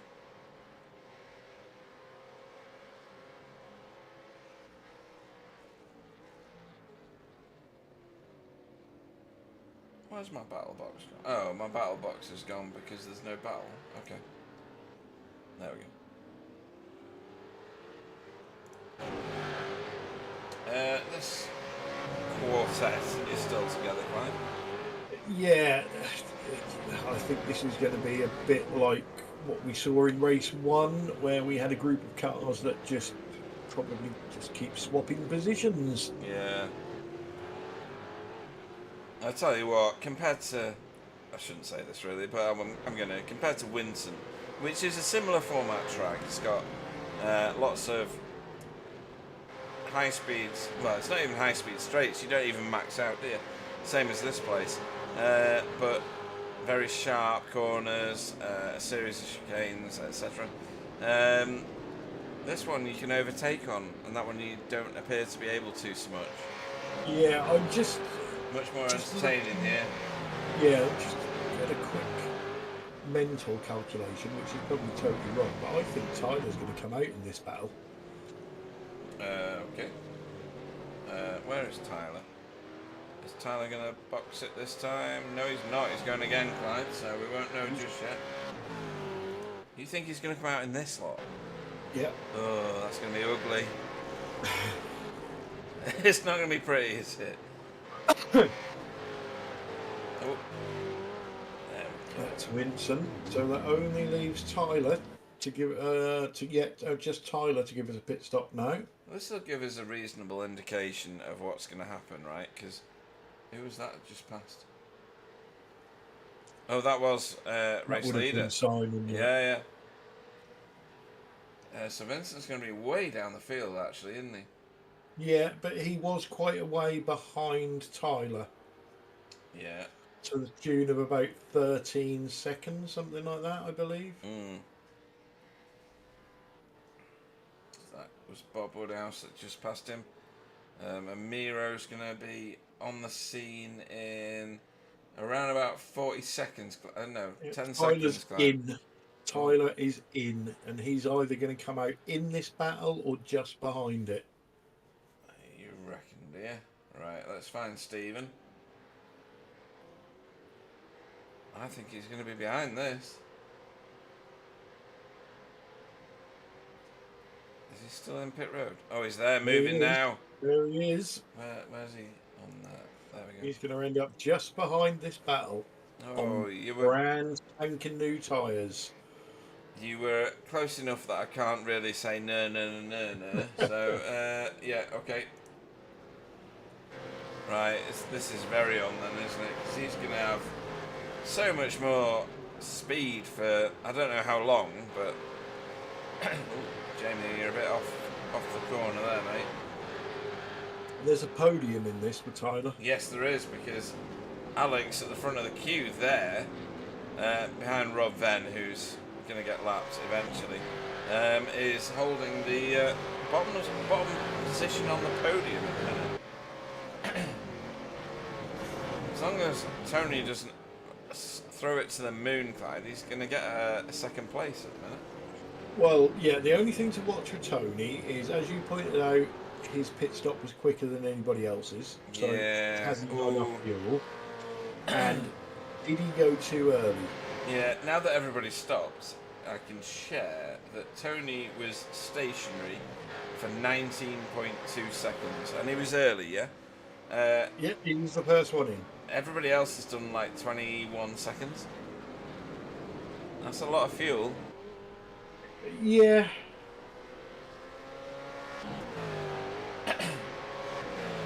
I mean, it's not something that Tony miscalculates very often, no, though, it's is it? not. I would be more worried about tyres if I was Tony. Maybe, yeah. Like, everybody behind him having better tyres than he's got, yeah. Yeah. Tyler has really good tyres at the minute, mega feel goods, and he's already on the back of Jamie Wilson. Yeah, got to make the most of them whilst you've got them, though. Yeah. Oh, no, that's Rob then getting out of the way. How many is he going to let go? Everybody. There we go. Sensible. I don't know why I'm looking at Tyler. Everybody's equidistant in this battle. I'll just focus on Woodward. He's in the middle of it all.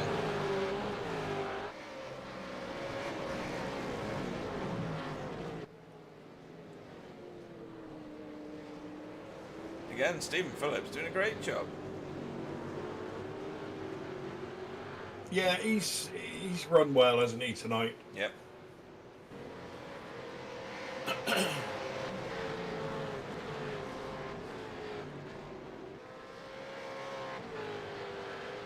Oh, Jamie, nice move. He's on the outside here of Ant Woodward, and now the inside. Yep. That's lovely, isn't it? Is he going to get the drive? Well, you should. He was far enough ahead there. He didn't do it, but he could have closed the door abruptly. Yeah.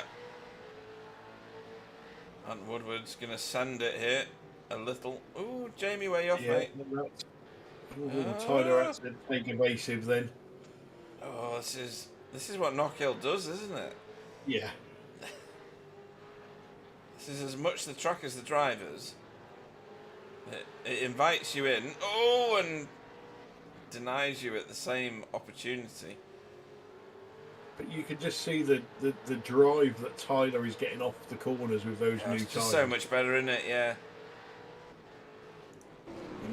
So he should be able to send it down there with the grip that he's got. Oh, maybe not. That's ugly. Oh. Ladies. Dearie me. I have to have another look at that. That was a little bit daft. It was like there was magnets on the cars. Let's have a look at this from above. Oh, that's Netco. I don't know that the rest... Oh, I don't know. Yeah.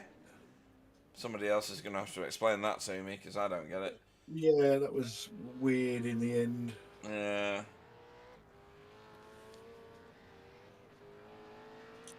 Tyler going to pits? Yeah. Okay.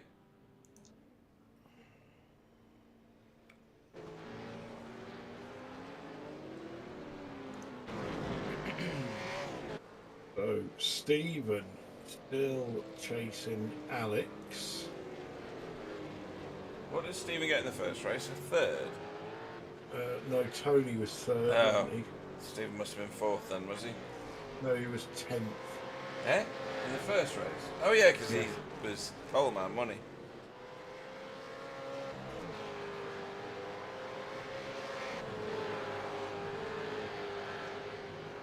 This is all helping Tony. Yeah. So that everybody knows. Certain Ninja Wilson creeping up on these two as well. I know, yeah, he did this in the first race, funnily enough.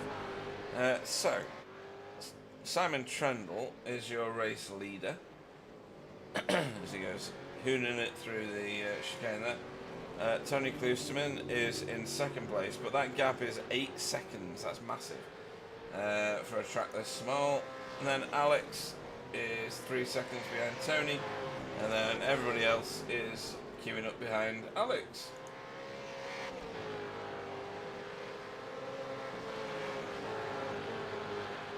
So just keeping an eye on that gap between Alex and Tony.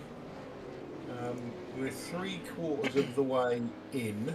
Yep. So Tony's tyres are going to feel okay-ish for another 5 minutes or so, but let's see if they drop off a cliff. Well, I was just going to say that the previous lap, Alex was 4/10 faster. On that particular last lap, he was 2/10 faster. So in the space of 2 laps, 0.6 of a second has disappeared for Tony. Yeah, I've watched it come down, but slowly. Yeah. and I think Stephen is playing it very sensible and not putting too much pressure on Alex, which means Alex can just concentrate on dragging the pair of them up to Tony. Yeah, and Jamie's lurking just behind, isn't he, for a Yeah, Jamie's chimera just going to go mop-up. with them. Yeah. He's got no pressure from behind.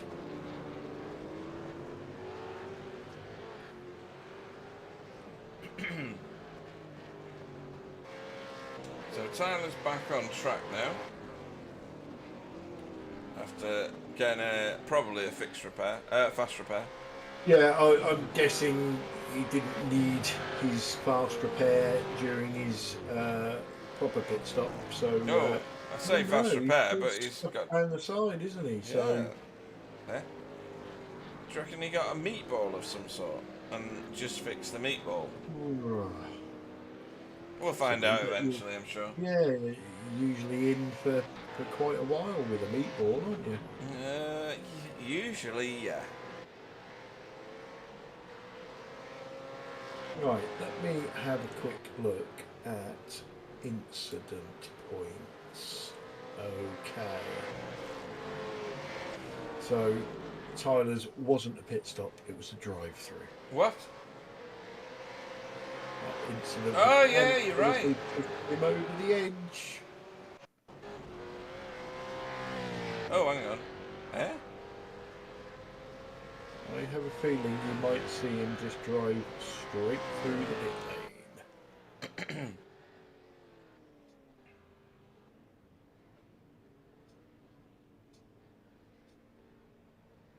Oh wow, yeah. I'm sure his pit stop was before the pace car. Okay, that explains that. Thank you, Clyde. Crazy. Yeah, This apart is from that, the guy that won the Logan Jackson Safe Driver Award, wasn't it? yeah. We've got a couple of drivers that are out of the race that were in double figures, and we have one other driver in double figures still racing, and JB is still showing that he's got a meatball. Right, he's in pit road, which is odd. Right, we've got a number of battles on the track at the minute.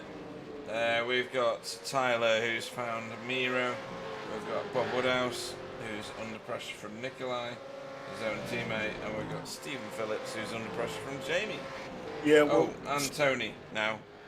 Yeah, I thought that was coming eventually. Yeah. But Stephen dropped off of Alex a bit, which I think then made Jamie Wilson's mind up that he's going to have to try and do something about Stephen. Yeah, with no obstacles in front, he's going to have to do it himself, right?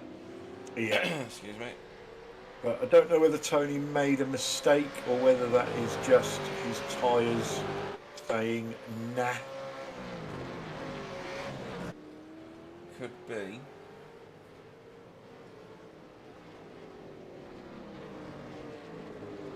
Let me have a look.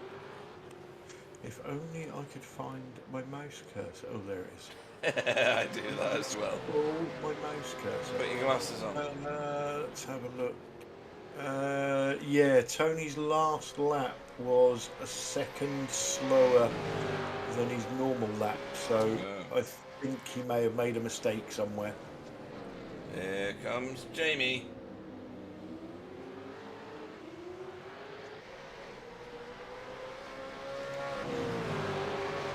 Here comes Alex. He wants that second place. He does. I mean, that's big points, isn't it? Really big points. Tony's got 10 whole minutes to defend this. You've got to think that Alex has got tyres.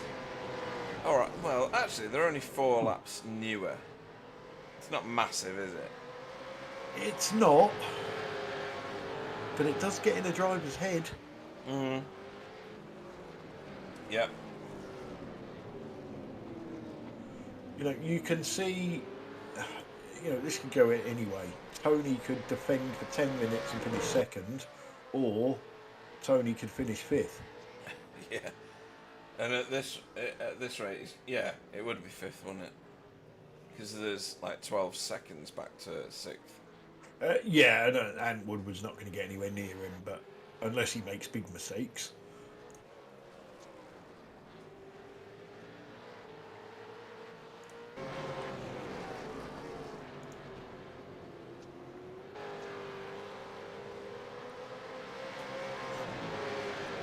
As soon as Tony goes defensive, these two are going to be right on the back. Well, I think they're closing in quite quick now. That gap's just disappeared. Yeah, plus point to Tony. They both had equal drive off of the hairpin.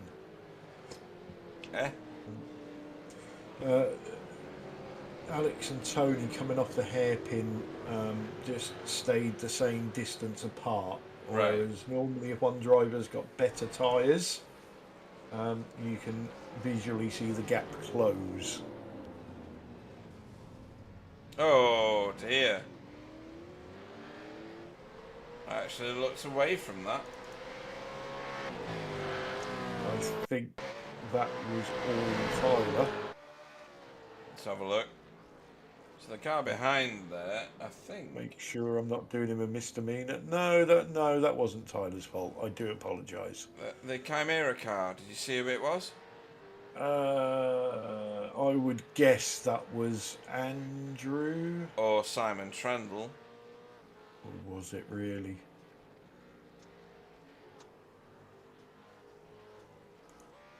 Yeah, it was Simon Trendle. Ooh. Right, so that mixes everything up a little, doesn't it? Well, it depends on the damage. Let's keep an eye on his lap times.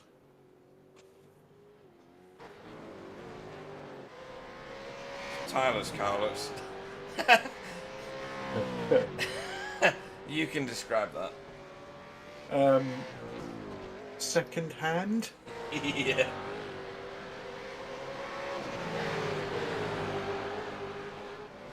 What? Was it Simon? I don't know. Simon's got green wing mirrors. Yeah, it must have been Simon, yeah.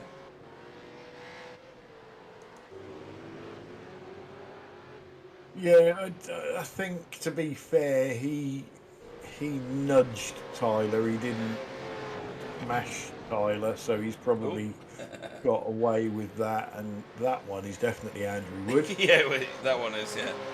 Red wing mirrors. Keeping out of the way in an extreme manner.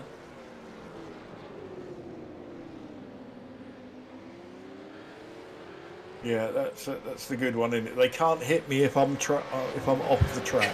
Yeah. Hold my beer. Yeah.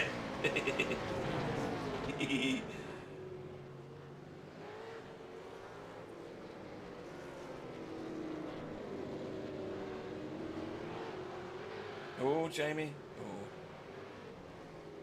Got a right load of wheel spin off that corner and dropped him back off the group. Stephen Phillips catching Alex. Alex is so good on that corner. Yeah.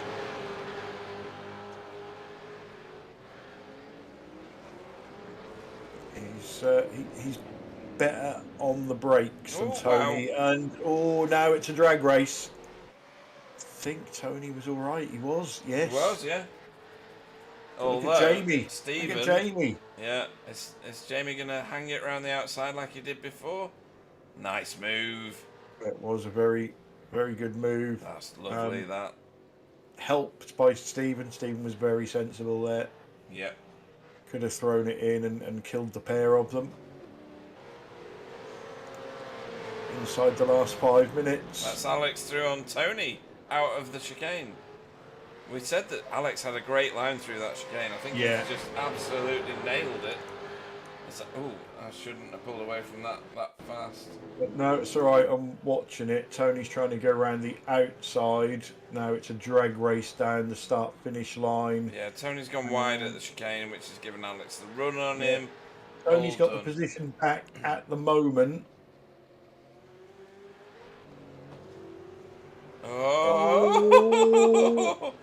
There's a little nudge from Jamie there. the tiniest of brushes. He's on him again as well. Bob Woodhouse has just lost a couple of positions. We'll have a look at that in a minute.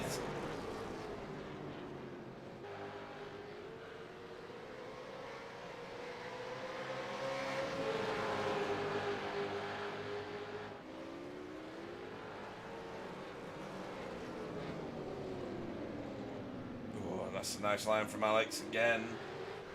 It is, but it isn't. It doesn't get the really, drive, does he? No. It makes it look close, but Tony's taking the sensible line and getting the drive off. But this is where Alex is good.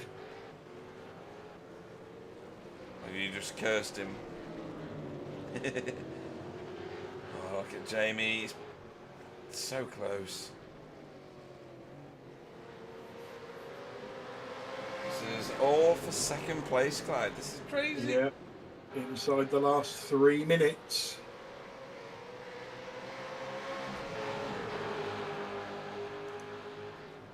Can't believe we've done nearly an hour already. Oh, Jamie around the outside. Cut back. Nah, there's nowhere to cut back to, and Stephen's going to get a run. Well, Is he? Stephen No, he's not. he could line these three up and just come through like a wrecking ball.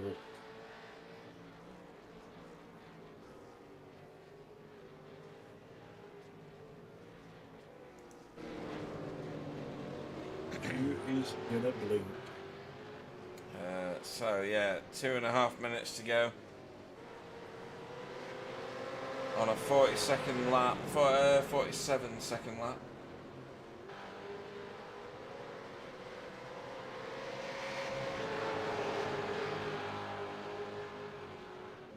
In 2 minutes. Drivers, this is your 2-minute warning.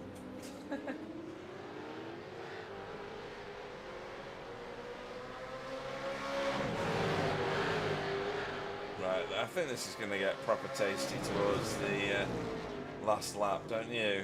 It's just so close. I hope it lasts all the way to the line. I like Stephen Phillips' position here. Do you know what? I'll just sit here, wait for it to end in tears. Yeah, I like Alex's position. He's in that place that says, I can just get past Tony, I can just do one down the road, maybe. I've got better tyres. They're newer than Tony's. They are, as new as Jamie's. Oh, Stephen Phillips, hello. Yeah, see, no drive. I would never want Jamie Wilson anywhere near my rear end. Where's that, Clyde? Well, let's not start rumours.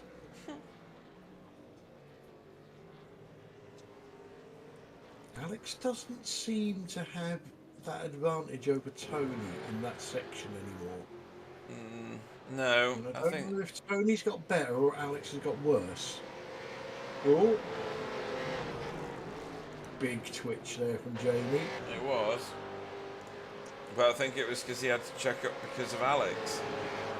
Right, leader is on the final lap. There he is. So, boys, it's now or never. For Barney on the left, there he is. The most.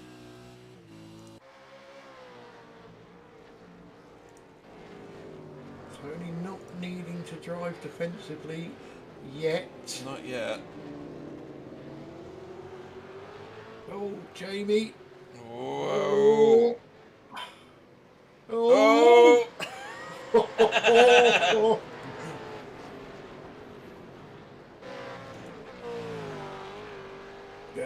There's Simon Trendle taking away the second win of the night. But let's get back to this battle. Tony's gone defensive. He's going to do this. He is. He's going to have the drive. It's going to be second place for Tony Kloosterman, providing he's got the fuel, which I don't think he had. Oh, no! I think Tony Kloosterman ran out of fuel on the race to the line. You're kidding. He slowed What the hell? a lot. What the hell? And I don't think there was anything Alex could do about that. I don't really know what happened, if I'm being honest. Tony Kloosterman has been classified third, I believe. But Yeah, he has, yeah. what Oh, and Nikolai is out Nikolai's of out of fuel fuel as well. and dropping down the order quite quickly. So something wrong with the NQR calculator. Maybe. Wow, Clyde. That's just wild. Nikolai Bogotyrev is classed as out. Yeah, there was nothing wrong with Tony's car, and it suddenly slowed. Right, let's have a look at this. So, if we go to here... Can I go to here? Yeah.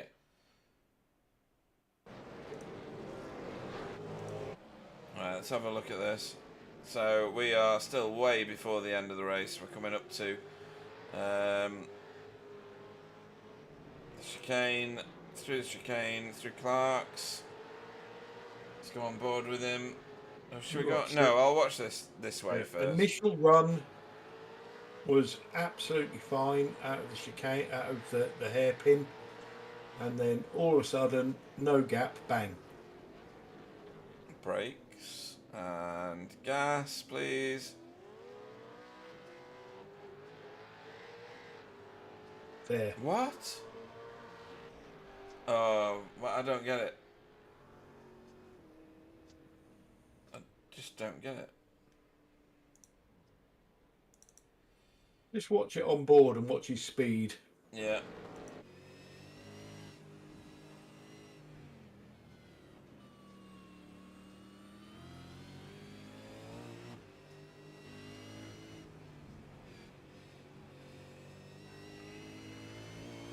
All normal so far.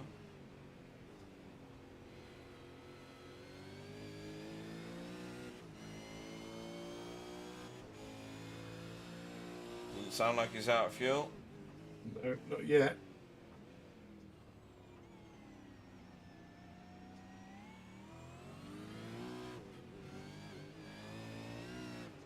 Oh, there it is. Oh, dear. Yep.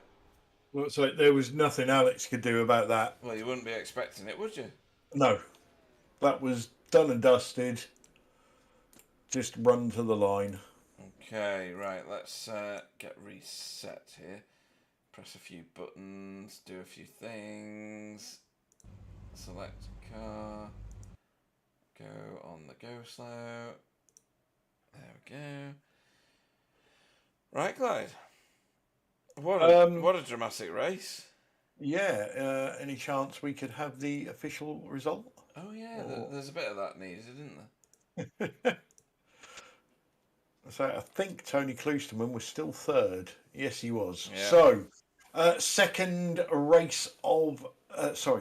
win of the night in the feature race, round 14. Simon Trendle, Team Chimera. Second was Alex Sibilano Ledo for Hydro Race Racing Forces, and third and totally beaten up was Tony Kloosterman for Never Quit Racing. Fourth, Jamie Wilson, Team Chimera, and fifth, Stephen Phillips for Dashhound Racing. And Woodward was sixth for NQR Europe, Vincent Skilbeck seventh for Wheelie Bins Mayhem Republic, and eighth was Bob Woodhouse for NQR Europe. Teammate Nikolai Bogotyrev in ninth. Tyler Newitt was 10th for BSTV Esports Green. Miro Kraski 11th for PCS. Rob Venn 12th for BSTV Esports Green. And Andrew Wood in 13th for Team Chimera. JB Dejoux was classified 14th for BSTV Esports Blue. Adam Wright 15th BSTV Esports Green, and 16th and last Kenzie Newoff for Hydro Race Racing Forces. Oh, right. Well, they're all lining up tonight, mate. So, what? I'll let you take the winner tonight, and we'll bring in double race winner, Mr. Simon Trendle. Simon Trendle, good evening. Good evening. That was quick. Yeah, we are efficient here, you know. Great racing tonight again. A very calm and calculated. Oh crikey! I'm just watching some Hydro Race Racing Forces Cargo Airborne on the replay. I think it's Kenzie. brilliant performance and 2 race victories. Congratulations. Yeah, I really like this track. Can you tell? Yeah, I mean, Knockhill's it's a fun track, isn't it? If you can manage to survive the chicane for as many laps as you have done tonight, then you can expect a reward, I guess. But you've done it in spectacular fashion tonight. Tell us about race 1 first. I got a shit start. You did. I've been infected by Jamie. That was bad. Yeah, but you made up for it in the second one. But we'll get to that in a minute.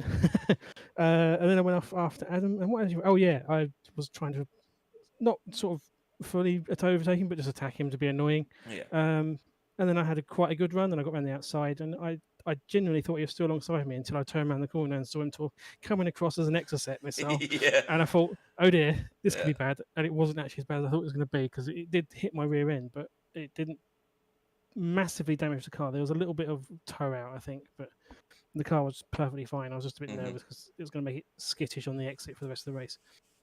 So I was being really careful. And then Kenzie was behind me about a second, so I knew if I made the mistake, he'd be right on me. And I know what Kenzie's like. Yeah, and that was race 1. It's a shame, really, because I was quite looking forward to fighting with Adam, but that sort of didn't work out for either race, really. Yeah, he got muscled off in the first turn, I suppose, and then took to the grass on the right-hand side, and then bowled his way. Who was it he destroyed? I can't remember now. I can't remember. There was so much chaos going on. It was intense. There was lots going on. You can call me Moses because it all parted around me, thankfully. It seemed to, yeah. You've done well tonight to be in the right place at the right time. Race 2, you started in 10th place. You got quite a few positions fairly early on. Your own teammate had a bit of a bad start, Jamie. You passed him before turn 1, I think. Yeah, he had a second bad start. I got the right one. We're just being tripped up by the short gear ratios here in Winton, to be honest. Right. Normally on the bigger tracks, you've got longer gear ratios, and once you've got off the line, you can really start powering on the throttle. You get a lot of pull, don't you? Yeah. But in this, the first gear is so short, you've got to manage the throttle for longer, and we're being dumb because we're so focused on the first part of the start that we forget about the second part, and that we've got to be just as careful. Yeah. But I got it right in the second race, thankfully.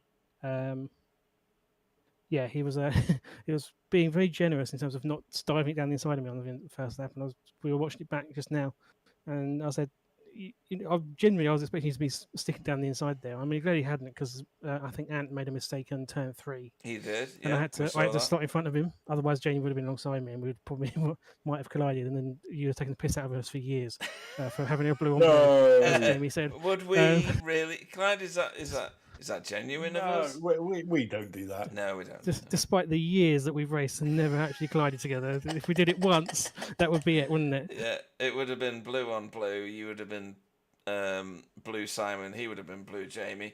Andrew would have got dragged into it just by association only. Given Andrew's like this race, he'd have got caught up in it as well. We've had all 3 cars in the gravel. Yeah, cracking race.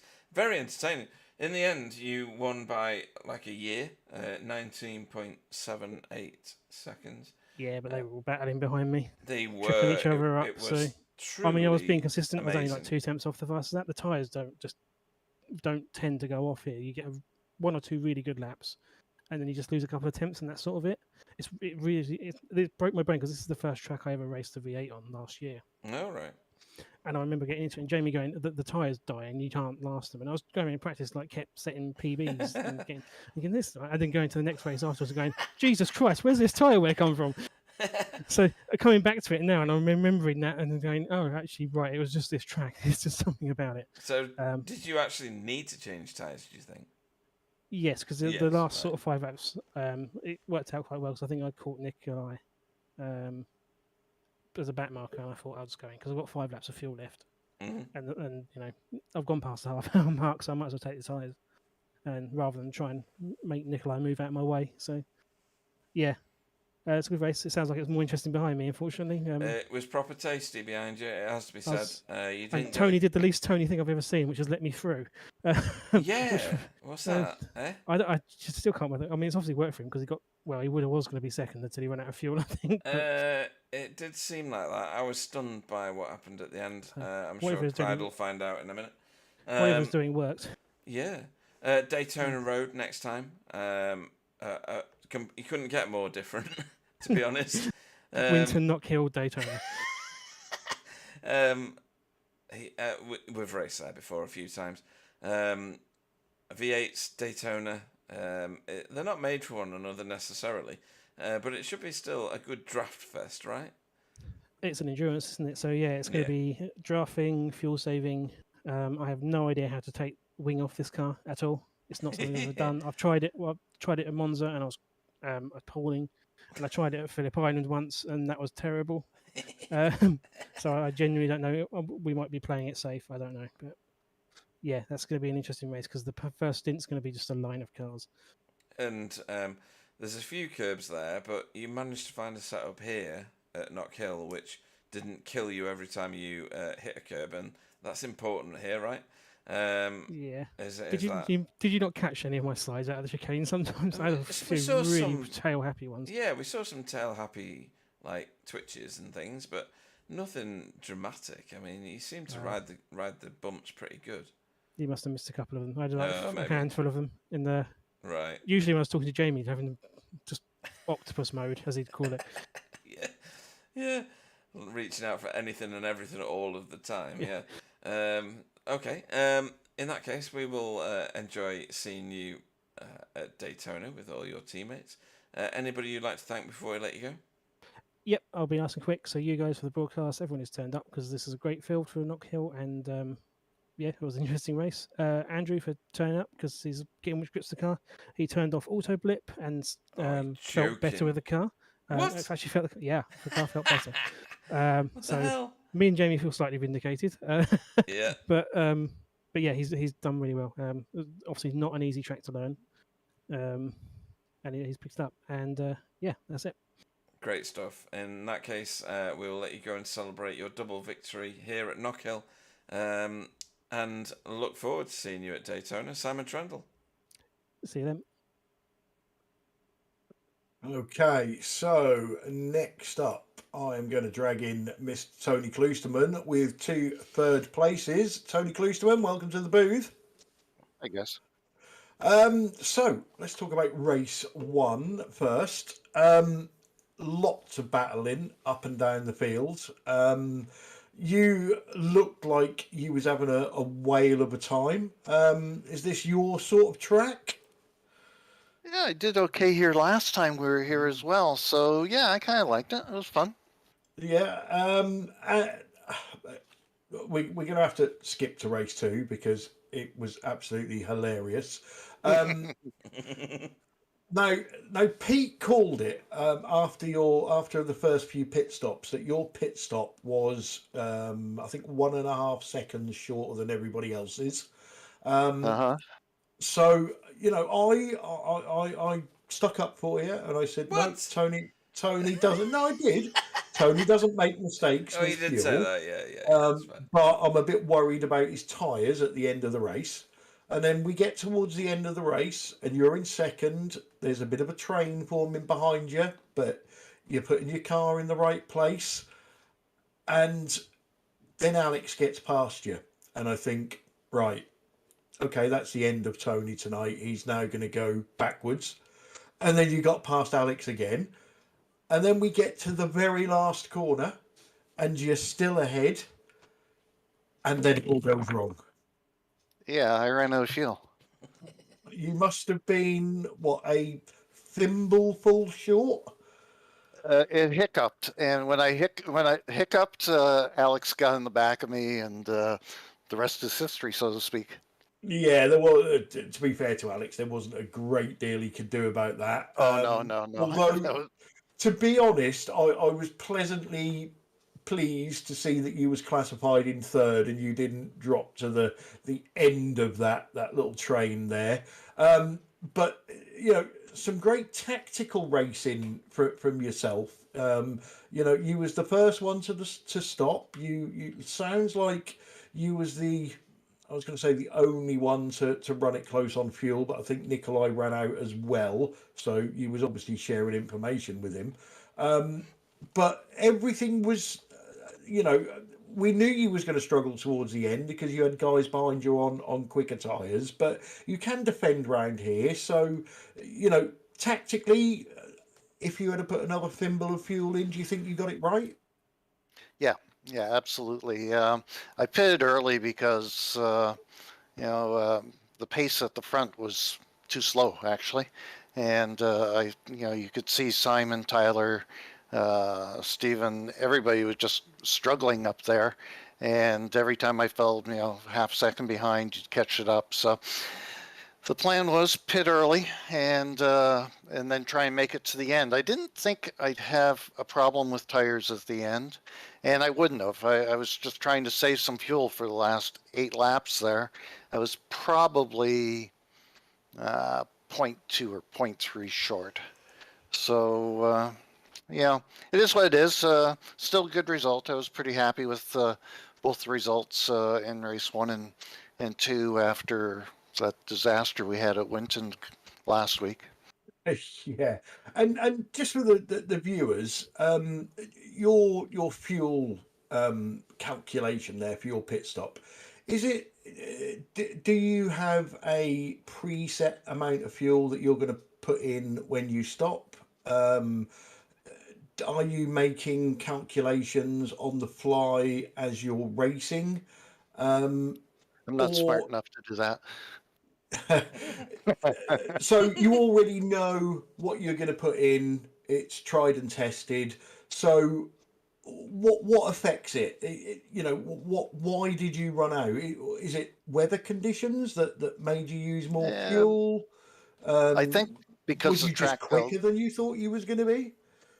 I think because the track was a little warmer and there was a little bit more wheel spin, that caused a little bit more fuel usage. I based it off race 1, and I thought I even gave myself, half a lap extra. So I'll just have to add a little bit more. I've been tempted to use the iRacing fuel calculator, the auto fuel, but I'll have to do that some other time, I guess. Yeah, well, I'll tell you what, we'll blame Simon. We'll say Simon did one too many laps. Yeah. How many did we go? 74 or 75? We went 75. 75, yeah. Yeah. So I fueled for 74 and a half a lap. So that was my mistake. That's about I didn't right think, then. I didn't think we'd make 75 laps, to be honest. Yeah. Well, you know, ultimately, the result sheet is going to show that you got 2 third places, which is a great haul of points for yourself. Daytona Road next time out. What do you think to that one? It's an endurance race, right? Yep. Yep. Yeah. I could leave Daytona Road. I could hear it in his tone, Clyde. It was like, oh, really? Yeah, Do we yeah. have to? Not a big fan. Yeah, well, so probably not going to be a win for Leadfoot. No. Give Well, me like I an say, endurance race at Oran Park or something. Yeah. yeah, well, you never know with them endurance races. You don't know what's going to happen, but we'll That's find true. out in 2 weeks' time. Anyway, like I say, a couple of cracking results in the end. Although I don't think you're going to be able to use that car again after the state we saw it in the pits. Any shout outs you want to give before we let you go? Simability, Wild Rides, all the guys on the team. It's a pleasure to race with them, and you guys for doing the broadcast. Thanks very much. Excellent. Well, congratulations, Tony, and we'll see you next time out. Take care. Right, Pete, next up for you. I'll tell you what, let's go with the Ninja. Let's bring in Jamie Ooh, Wilson. right, really. Good evening, Jamie Wilson. Oh, bloody hell, I've got to wake up now. Yeah, Hello. you do, yeah. Okay, so 4th in the feature race. Where did you end up in the first one? Fourth. Fourth as well, again. yeah. So 2 4th places. You've done all right tonight, haven't you? I know, I need oxygen, I think. Yeah. Bit Yeah, high it up. can't be that high up and not require oxygen. Let me find where you are on the thing. There we go. You were in the thick of it a lot tonight. You had quite a group of friends, in inverted commas, who you were racing with in both races.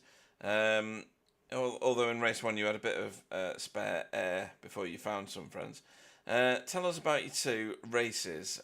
Was it the second race you had a bad start, or was it both? Both. Right, okay. Both. Yeah, because Clyde was focused upon you in the second Yeah, of race, and I was course. focused upon you in the first. Other way around, but there you go. Yeah. No, I was being quite cautious on both the starts, so that I didn't get wheel spin, and then the second race I got wheel spin, so that was fun. All right. I blame the gradient. Of course, yeah. Yeah, and it's it's Scottish tarmac. It's got Buck fast Tunnocks. on it. Yeah, exactly. Yeah, I was going to go for some sort of Tunnocks product, but yeah, that works better. Yeah, Buckfast, very very slick. Let's go with that. Okay. Yeah, no, that was really good fun. Like I said at the end of the race last week. Sorry, my brain's frazzled after that. It's one of my favourite combos of all time is a V8 around this track. So I didn't actually get that much practice in, but once I got the knack again, I was just doing much better on pace compared to usual, I think. So we ended up with, I was just saying to the guys in the waiting room that myself, Stephen, Tyler, Ant, Alex, and probably a few more were all exactly matched on pace. Probably Tony as well towards the end of that second race. It was very close on the timing screens, to be fair. If I'm looking at them now, at one point you were the fastest lap holder in race 2, but yeah, it was extremely close. The field's so drawn together, it's unreal. When you look at the best lap being, I think Simon did get it in the end, didn't he? Damn it. Yeah, he did, I think. Teased me there, thanks for that. Yeah, Here's what you didn't do. Yeah, point 0.03 of a second. Simon Trendle, 47.24. And then you make your way down to 13th place on a 47.88. There's not much in it, is there? It's quite a condensed field when it comes to time. It is, yeah. But the thing is, when you see a battle where we're like following each other, yeah, it's like the level of intensity to do that around this track is insane. Yeah, like cool. We're all absolutely driving the damn wheels off the thing, and we're all sliding around and hitting curbs awkwardly and having to wrestle it back and fighting an octopus everywhere. All of us are all at the same time and side by side with each other and everything. It's just brilliant. I love this track. Yeah, it is a brilliant feature. Simon not so enamoured with next time out, which is in 2 weeks' time at Daytona Road. Yeah, it's going to be a weird one because it's one of the only tracks really where you're going to have to drop the wing. So, and that's a bit uncharted territory. Yeah. That's not strictly true, but by a large amount. But my first BSTV race was on that particular combo. It was an enduro, and if you remember, that was where the whole Jamie Sanderson and it was, all that started up because me as Tyler as well. Me, Tyler, and Wayne were together for 2 hours, like we were at the end of that race just now, like that sort of thing. Yeah. Where is Wayne Wilson these days? I don't know. I don't know where Jason Wilson is either. Oh, brilliant though. Such great racing tonight, and you seemed so much more confident in the car tonight. Yeah. Definitely. But funny story about that. Knockhill's a track that will always benefit from having like weird dampers and springs set up a certain way because of the nature of the track, right? And the huge curves. Yeah. Exactly. You need to be able to ride them like you're, in a cloud is the ideal way. Yeah. So last time round, I went through a lot of testing. Like I did hundreds and hundreds of laps last time we were here, and I got a really good set of stuff together for it, which kind of worked okay. Simon did a set for this one. I went out on his, sort of tweaked his to match that. It was worse. I went through loads of aggro to get it all kind of, slightly drunk so that it goes over the curbs well. And then I went back to the one that he had started on and it was much faster. That's class. So, great. All that was for nothing. But, it was really good. I was surprised, I was just saying in the chat as well, that into the hairpin, everyone's doing slightly. That's why it was interesting. Everyone's doing slightly different lines in the first place, but also everyone's behaving differently on the brakes.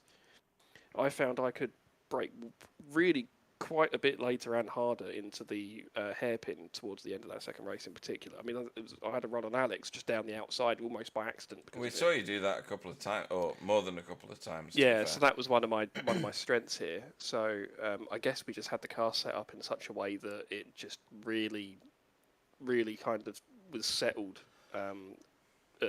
certainly on the front axle going into like a hard braking zone, which really worked in the favour. And we had really good traction, like out of the hairpin as well. We didn't really get much wheel spin there, so cool. Yeah, it was just hit on a sweet spot. Brilliant. No, very good.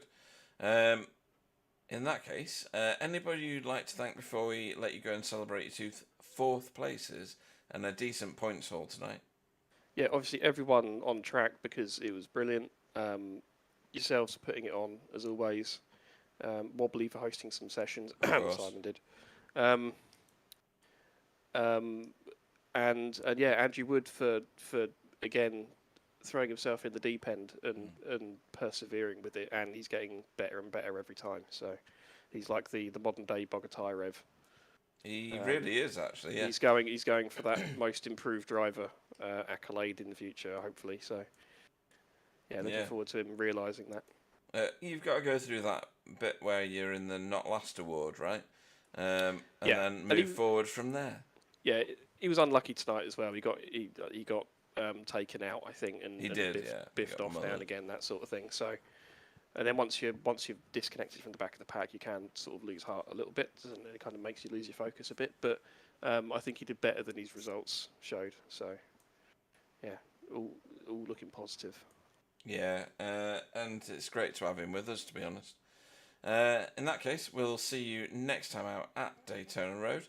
And well done tonight, Jamie Wilson. Cheers, guys.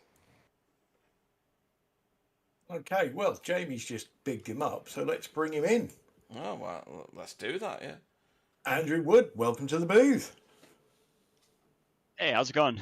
Yeah, we're good. How are you finding it?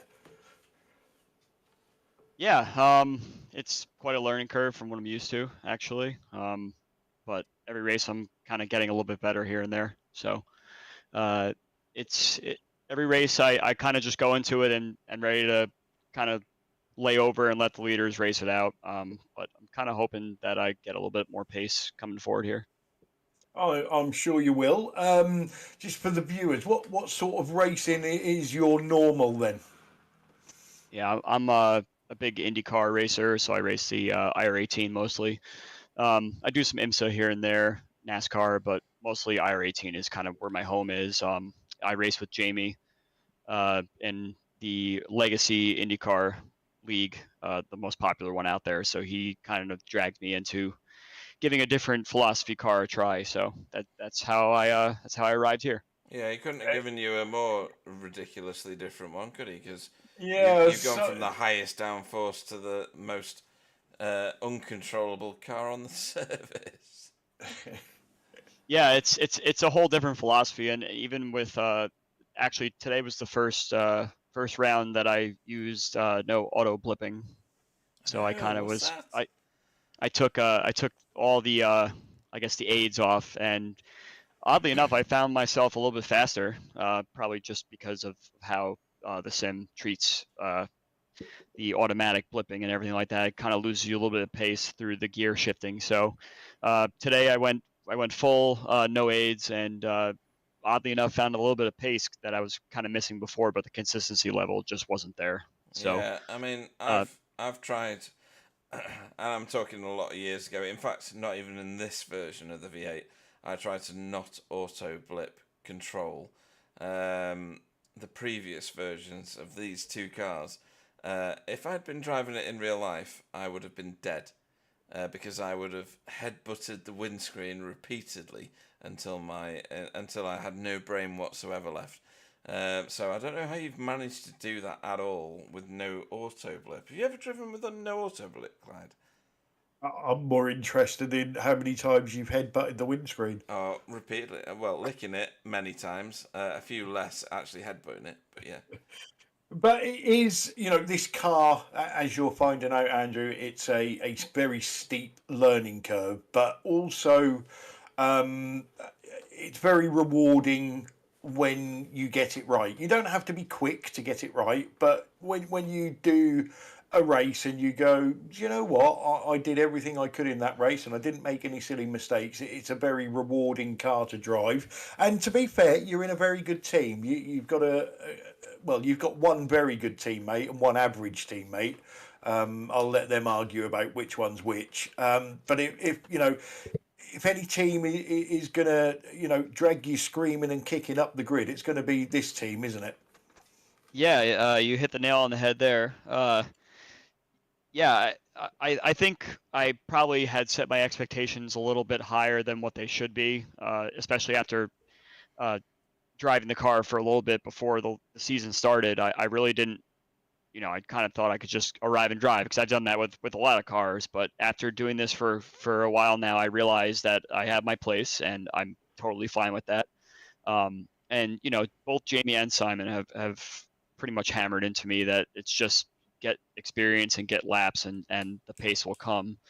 And that's kind of what I've utilized. And I was kind of lulled into a different sort of attitude coming into this league with Jamie saying that there will be some slower guys that you'll find yourself racing with, and then we turn around to where we're at now, and it turns out that some of those folks that he had thought would be back this season are not there. So I'm just kind of riding with all the best drivers in the league and trying to find my place. So a little bit different there, and it may seem a little demoralizing to race around at the back week after week, but I kind of understand where I'm at, and any little gains and stuff like that makes me feel good. And kind of what you were saying before about the rewarding aspect of it, I actually found today's race more rewarding than anything, just for the simple fact that I was able to turn the aids off and drive legit and find more pace that way. It actually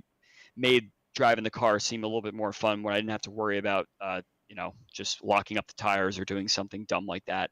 I felt like I had a little more control over the car, which was nice, but the consistency level just wasn't there. Yeah, well, baby steps, mate, and I'm sure you'll be working your way up the grid in no time. We've got some more interviews to do, so we're going to let you go. But are there any shout outs you want to give before we let you go? Yeah, of course, shout out to you guys for doing what you do and taking some time out of your weekend to, put forward a broadcast and everything like that. And I'm sure it's very much appreciated from the guys in this league as well as anybody who's watching. So shout out to everyone who's watching as well. And shout out to my teammates for getting me into this and giving me some sort of challenge that now I have to wrestle and see what I could do with. Excellent. Well, we look forward to watching your progress as the seasons go on. Thanks for coming in and chatting to us, Andrew Wood. Yep. Thanks. See you guys soon. Right. Next up for you, Pete, it's Alex. Good evening, Alex Lado. How are you doing? Hi guys, good evening. Oh, Yeah, we've gone for Foggy then. Yeah. So, second in the feature race. What did you do in the first race? Somebody remind me. The 7, I think. D6 to 7. Sixth. Well done. Oh. Excellent work. In the second race, let's talk about that first. You were in a huge pack of cars for quite a long time. You did a great job with your pit stop. Nice and clean. Got out. Weren't one of the last to pit, which is great for this car anyway, on this track, apparently. And had a nice steady race. Then you got into a battle with Tyler and co. And then Tyler ejected himself out of the running stage right or left. I can't remember now. And you romped off to a second place. Tell us about your second race first. Well, yeah.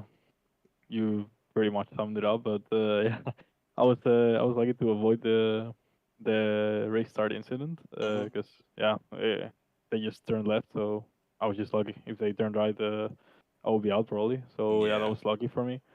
And from then on, I was just trying to feel safe behind Tyler and Steven, I think it was P1. And I knew Simon and who else was it?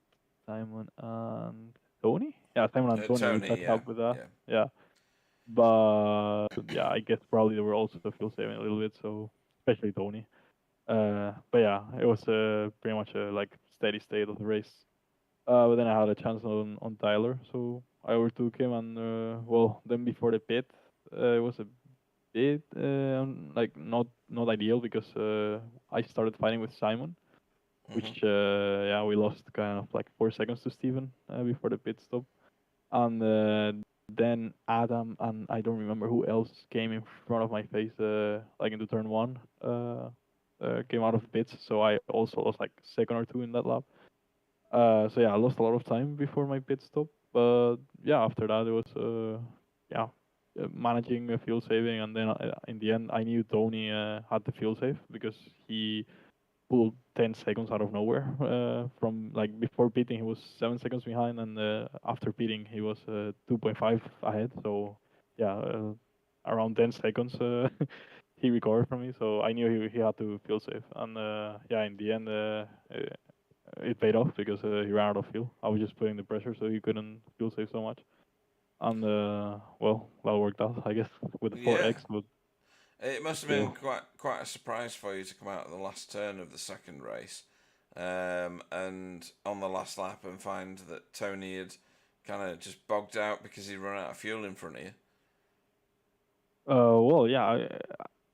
I'm not gonna say I expected it because you can never expect that. No, But no. after it happened, I thought, yeah, okay, that just happened. It's normal. But of course, I didn't see it coming in that moment. That's why I made contact with him. I was very confused, and I still had Kenzie spotting me, and we both kind of gasped. And Yeah, I mean, yeah. yeah, it was obvious what we saw then. And the first race, did that go the way you wanted it to? Not really, because after a good start, I was running behind Kenzie, and we took a couple of positions from the chaos. We're in a good position for putting pressure into P3, which could have been a double body for us, considering what happened later. But I started making mistakes early into the race, which made me drop back from Kenzie, and then I was with Jamie and Anthony, and I don't know who else battling. They were a bit fighty, so yeah, Jamie pulled a big move into me, like into turn 1 and 2. I could do nothing Yeah, about he that. hung it round the outside of you, didn't he? Yeah, Yeah, I it was was trying nice. to be safe because I didn't want to ruin the race, of course. So of course you always play safe on the inside, but it's not easy on the outside. So No. yeah, he did pull a good move there. And then with Anthony and I don't remember who was the other driver. I just didn't want to fight. Honestly, I let them. Anthony kind of pushed me a little bit wide, and I lost both positions. But then I just let them like go ahead. I'll follow behind, and I guess I'll get back the positions later. But yeah, in the end, it didn't work out really. But it wasn't a bad position for a feature race. So yeah, didn't work out. Didn't go the way I wanted, but it wasn't so bad. Yeah. No, you've had a great night's racing and some. Second is a spectacular result. In terms of next time out, which is in a fortnight, it's Daytona Road. Are you looking forward to removing all of the downforce from this car? Not really. I hate Daytona. Yeah, it's gonna be terrible. Turn 1, it's a nightmare. It, I hate it honestly. it's a nightmare when you've got decent downforce. These these cars, in order to be competitive, you're gonna have to take the downforce off them, Uh, it's going to be a challenge for you, definitely. well, you just made it worse. So maybe I'll just not even race because I'll save some time for myself. Oh, don't do that. It's going to be great. Make sure you join it. Anybody you'd like to have a shout out to before we let you go? Yeah, as usual, you guys for the broadcast. Simability for sponsoring the league. Hydro Race, Dan, the guy who runs it. NetLife Gaming and our other sponsor, and Kenzie. He stayed the whole race to spot me, even like 46 laps. Oh, that's good. Just Yeah. watching me. Yeah, that's nice. That's a decent teammate right there. It was very unlucky for him because he got a slowdown penalty, and he was kicked out of the race. Nothing he could do. The message didn't pop for him. All of a sudden, he said like Really? Yeah, the race said he had a penalty to serve, and next lap he just got disqualified. So pretty random. He didn't even see the message, the slowdown message. So weird. We don't know what happened to him, but he couldn't do anything about it. So that sucks. I'll have a look into that. That sounds very strange. But either way, we will see you next time out, I hope, at Daytona Road. Alex Savellano, later. Thank you, guys. I'll be there shortly. Okay, so next up, I would like to talk to Mr. Stephen Phillips. Welcome to the booth. Hey guys. Hello. Right, so bit of a standing joke. There's two Stephen Phillips, not the one from New York and the one who's not from New York, but the one that when he's on a track that he enjoys, he has blistering pace. And when he's on a track that he doesn't enjoy, he's more than likely to rage quit isn't the right word. Let's call it bored quit. So I was watching you in practice and you was fairly middle of the road, and I thought, I don't know, is this not a Stephen track? And then qualifying, you banged it into fourth place. So I thought, whoa, hang on, we're on here. And then race one went a bit wrong, didn't it? The curb ate you and spat you out, and you seem to have a few problems. Yeah, I felt kind of bad about that. But yeah, I don't like this track, but did have a lot of fun today. So. Well, I honestly think you need to change your mind about the track, because you did have good pace and you showed that in race two. Fifth place could have easily have been second, third, or fourth place. That little pack of cars there could have finished in any order. I was very, very impressed with your race two, especially. Do you think there was, anything you could have done differently? You got the reverse pole. Even Pete said, and Pete never gives anybody a compliment, but I can remember Pete saying Stephen's doing really well. Nobody's getting anywhere near him. We know pit stops can change everything, but would you have done anything different? Would you have tried that really early stop, given the race again? I think I would have gone longer actually on that set of tires. I mean, hindsight being 2020, Tyler and Simon both went really long on their first stints, and I stopped and then came back out behind Tony, which I kind of expected because I knew Tony stopped early. But I didn't expect to also be caught behind some folks that hadn't cycled through yet. So I think I'd stay out a little bit longer just to give myself some more space. But yeah, it was a lot of fun battling with those guys. And I think I was just as surprised as you all to be sitting in third in race one qualifying for as long as I was. I think Bob Woodhouse just beat me by like 100th or something like that. So the gap throughout the field was really tight. Yeah, and you must have done that lap.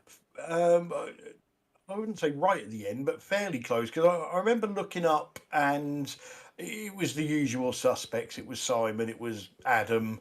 I think Kenzie may have been up there at some point, and then I looked up again, and you was up there, and then a blink later, Bob was up there, and I was like, well, hang on, we're on here.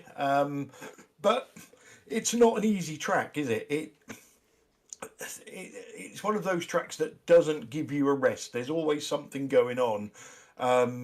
We watched multiple drivers tonight, including yourself. You know, you put a move on the car in front, and if you don't get it done straight away, the car that's behind you is then putting a move on you, and you can go from trying to gain a position to actually losing a position.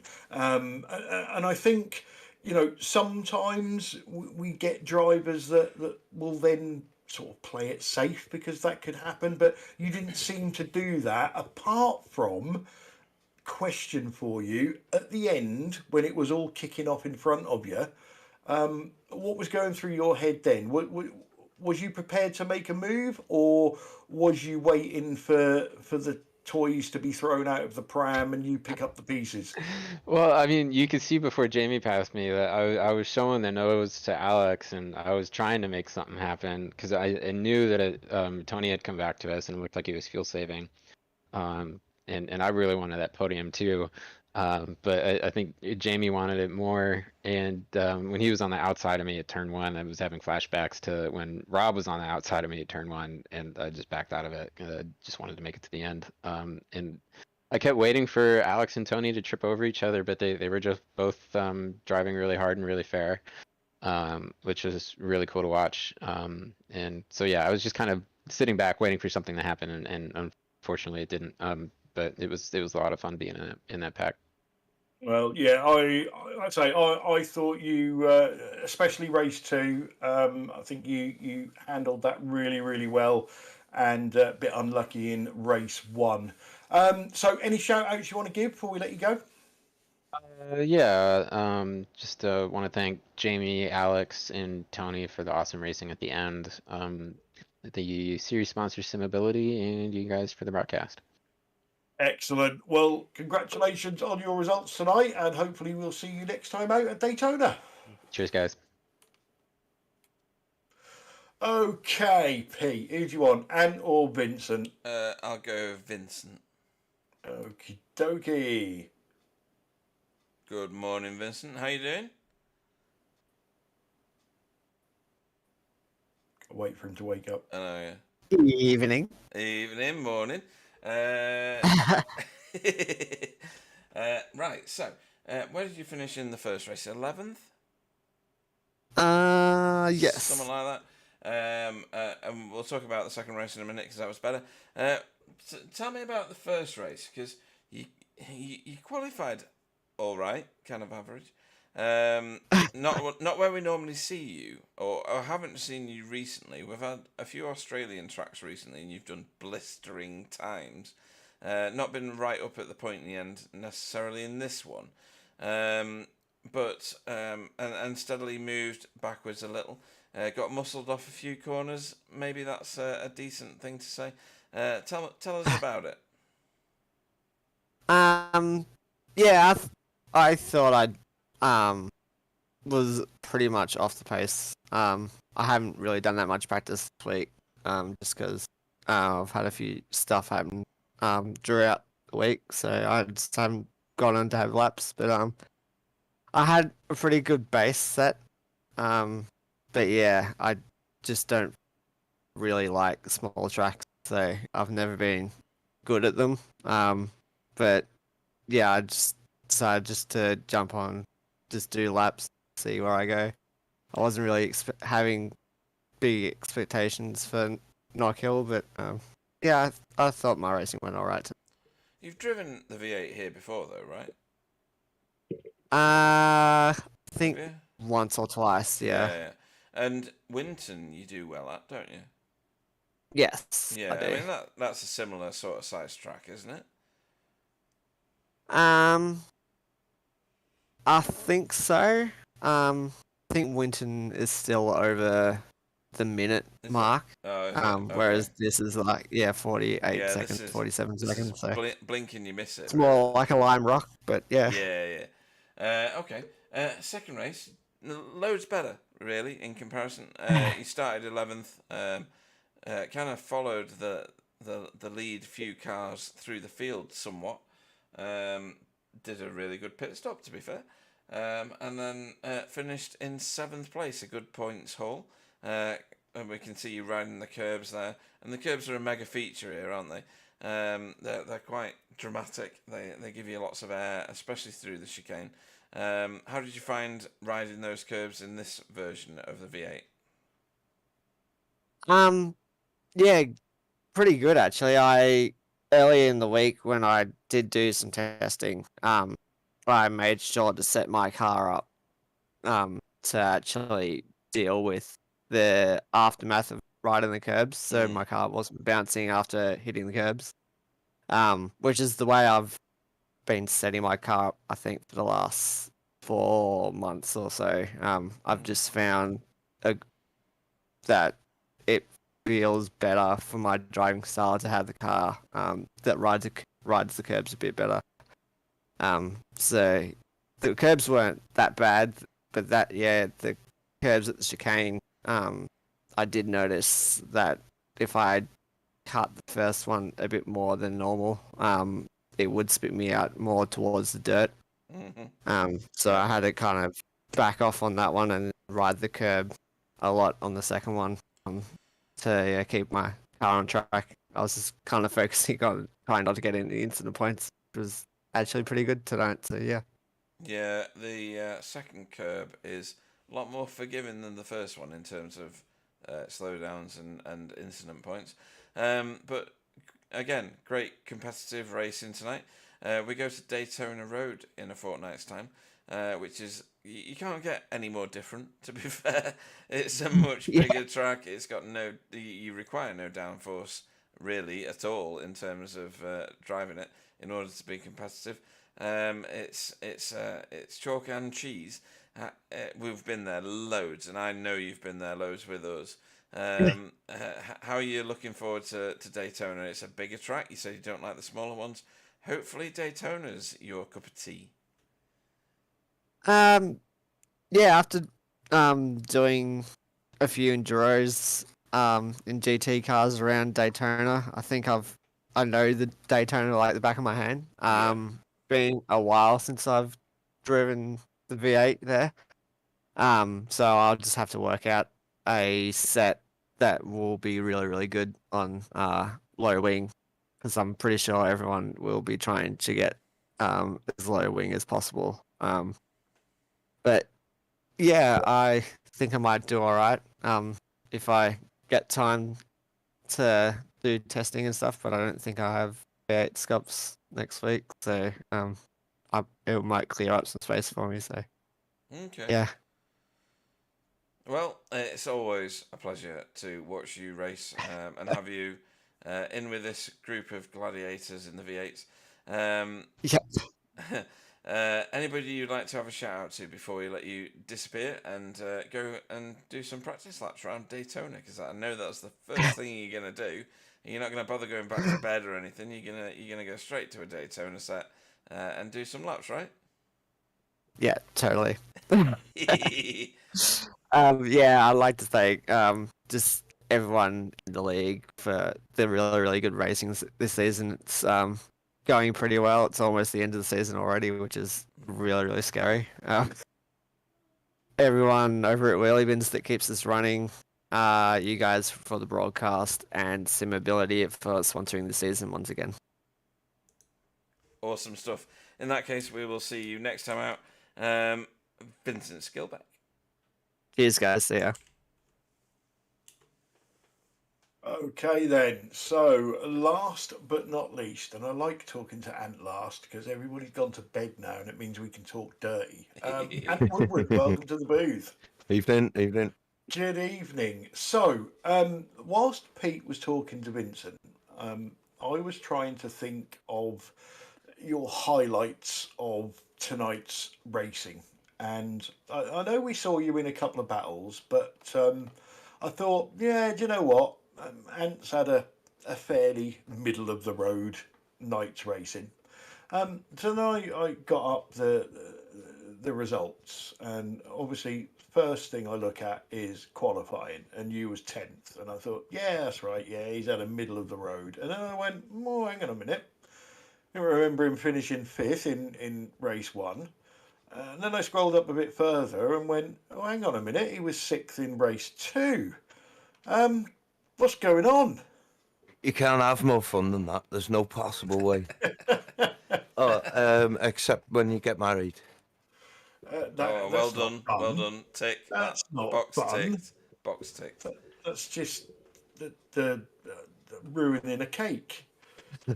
I just got the eyes then. No, that was just it's nice to have pace, isn't it? And I come here and I don't know if you saw any of the practice, but I was top of the leaderboard for a bit in practice. So it's just one of those unusual tracks I go quite well at, and I'm pretty on the pace. So that's loads of fun when you can race. Was you at the top of practice for quite a bit because you was the first one to connect? There's always that. I always Yeah. try and get that accolade and take pictures. But no, seriously, we see you in some really good battles tonight. We see you have, I'm going to say a couple of code browns, but I think everybody did because the curbs can spit you out, can't they? The hairpin. We was chuckling at your line into the hairpin because every time you went into the hairpin, it looked like you was throwing one down the inside of somebody. But it was more like that was your racing line. But this track it's not an easy track. It's we see some fantastic overtaking tonight because you really have to set people up if they're not making mistakes. But you quite rightly said it's a fun track to drive, isn't it? You don't get any breaks. You're constantly looking what's going on in front of you, who's coming up behind you. Are they going to make a move? Are they not going to make a move? You don't get a rest, and knowing that you're a hardcore racer that tries to do everything realistically, you must be sweating like a fat boy in a sweet shop. Yeah, it's a lot of work, and I made a couple of mistakes. I think with me specifically. So, it is one of them high workload tracks. But all week because it's so much fun. It's great. I load up the AI and just race the AI. Set Bob to 20% skill level and race the AI. Oh, so you do it properly then? Yeah. Do you also short fuel Tony? Yeah. So it just I've lost count of how many laps I've done this week. So I worked hard this week, been on the Motec and all that as well. So it's nice to get 2 good results. And it's also nice, like you say, if you do put a lot of work in during the week to see it come to fruition at the weekend. The biggest word I'd say about the race was survival, really, especially towards the end after I had a few hits. It's just surviving where I was. I could have quite easily gone right down the leaderboard at the end there. Yeah, but you didn't. And that is, I don't know. Let's say it's the hard work that you put in during the week, and it wasn't just pure luck. But other times you can make a couple of mistakes and you end up in the wall and race is over. You're running around the back. But tonight it fell to you, and you ended up with a couple of cracking results. And I'm sure you'll go to bed tonight a very happy man. Yeah, enjoyed that. That's the main thing. It was really fun. Excellent. Right. Well, we need to get this broadcast closed. So, any shout outs you want to give before we let you go? And let's try not to get too sloppy, shall we? NQR, Stacey Jack EV, Simability, Bob's Cat, and Andrew Wood for going hardcore. Cheers, boys. Excellent. Always a pleasure to speak to you, Anne, and we'll catch you next time. And he's gone already. Excellent. That's what I like to see. Yeah. Right, Pete, we have got one more job to do tonight. Yeah. And you're going first. Really? Yes, it's driver of the evening. Right. Don't know. Can't vote for him. Shouldn't vote for him. Simon Trundle's getting all the rewards he needs from winning both races. I think I might have to go Alex Sevillano Lado again. He's done a great job of coming second in the second race. I mean that's doing an it's the endurance version of the race, isn't it? It's the longer version. He's done a great job of finishing on the podium, regardless of how he's been gifted a couple of positions, possibly. Definitely one. I think he's done a great job tonight. Although Tony, I don't know. No, I'm going to go with Alex Lado. Done a great job tonight in both races, really. I think he's been very entertaining. He's done some great overtaking. Although in that equation for me, Tony's done a great job tonight. And Jamie Wilson, for me, has done a fantastic job tonight. But I'm going to give my points to Alex. Well, to be fair, that isn't a bad call. I'm very much like you. When I look at how I normally vote, there are a number of drivers that stick out. Obviously, I can't vote for Simon because he won, and that's just not cricket. I think, oh God, my top three: Tony Kloosterman. I will have to put into third place. He had 2 third places, and if I vote for him again, people are going to think that we're touching each other inappropriately over the Atlantic somehow. I think that anyway, by the way, so that's fine. Yeah.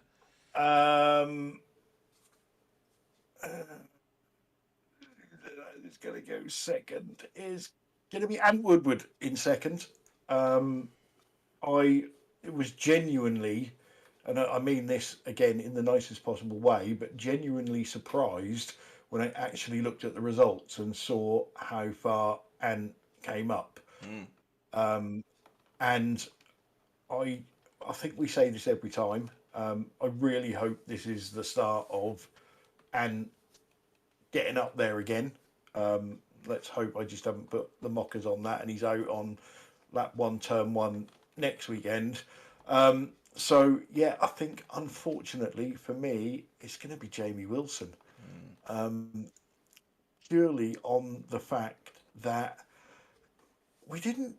I think we see him do one overtake that I can remember, but the rest of it was like stealth racing.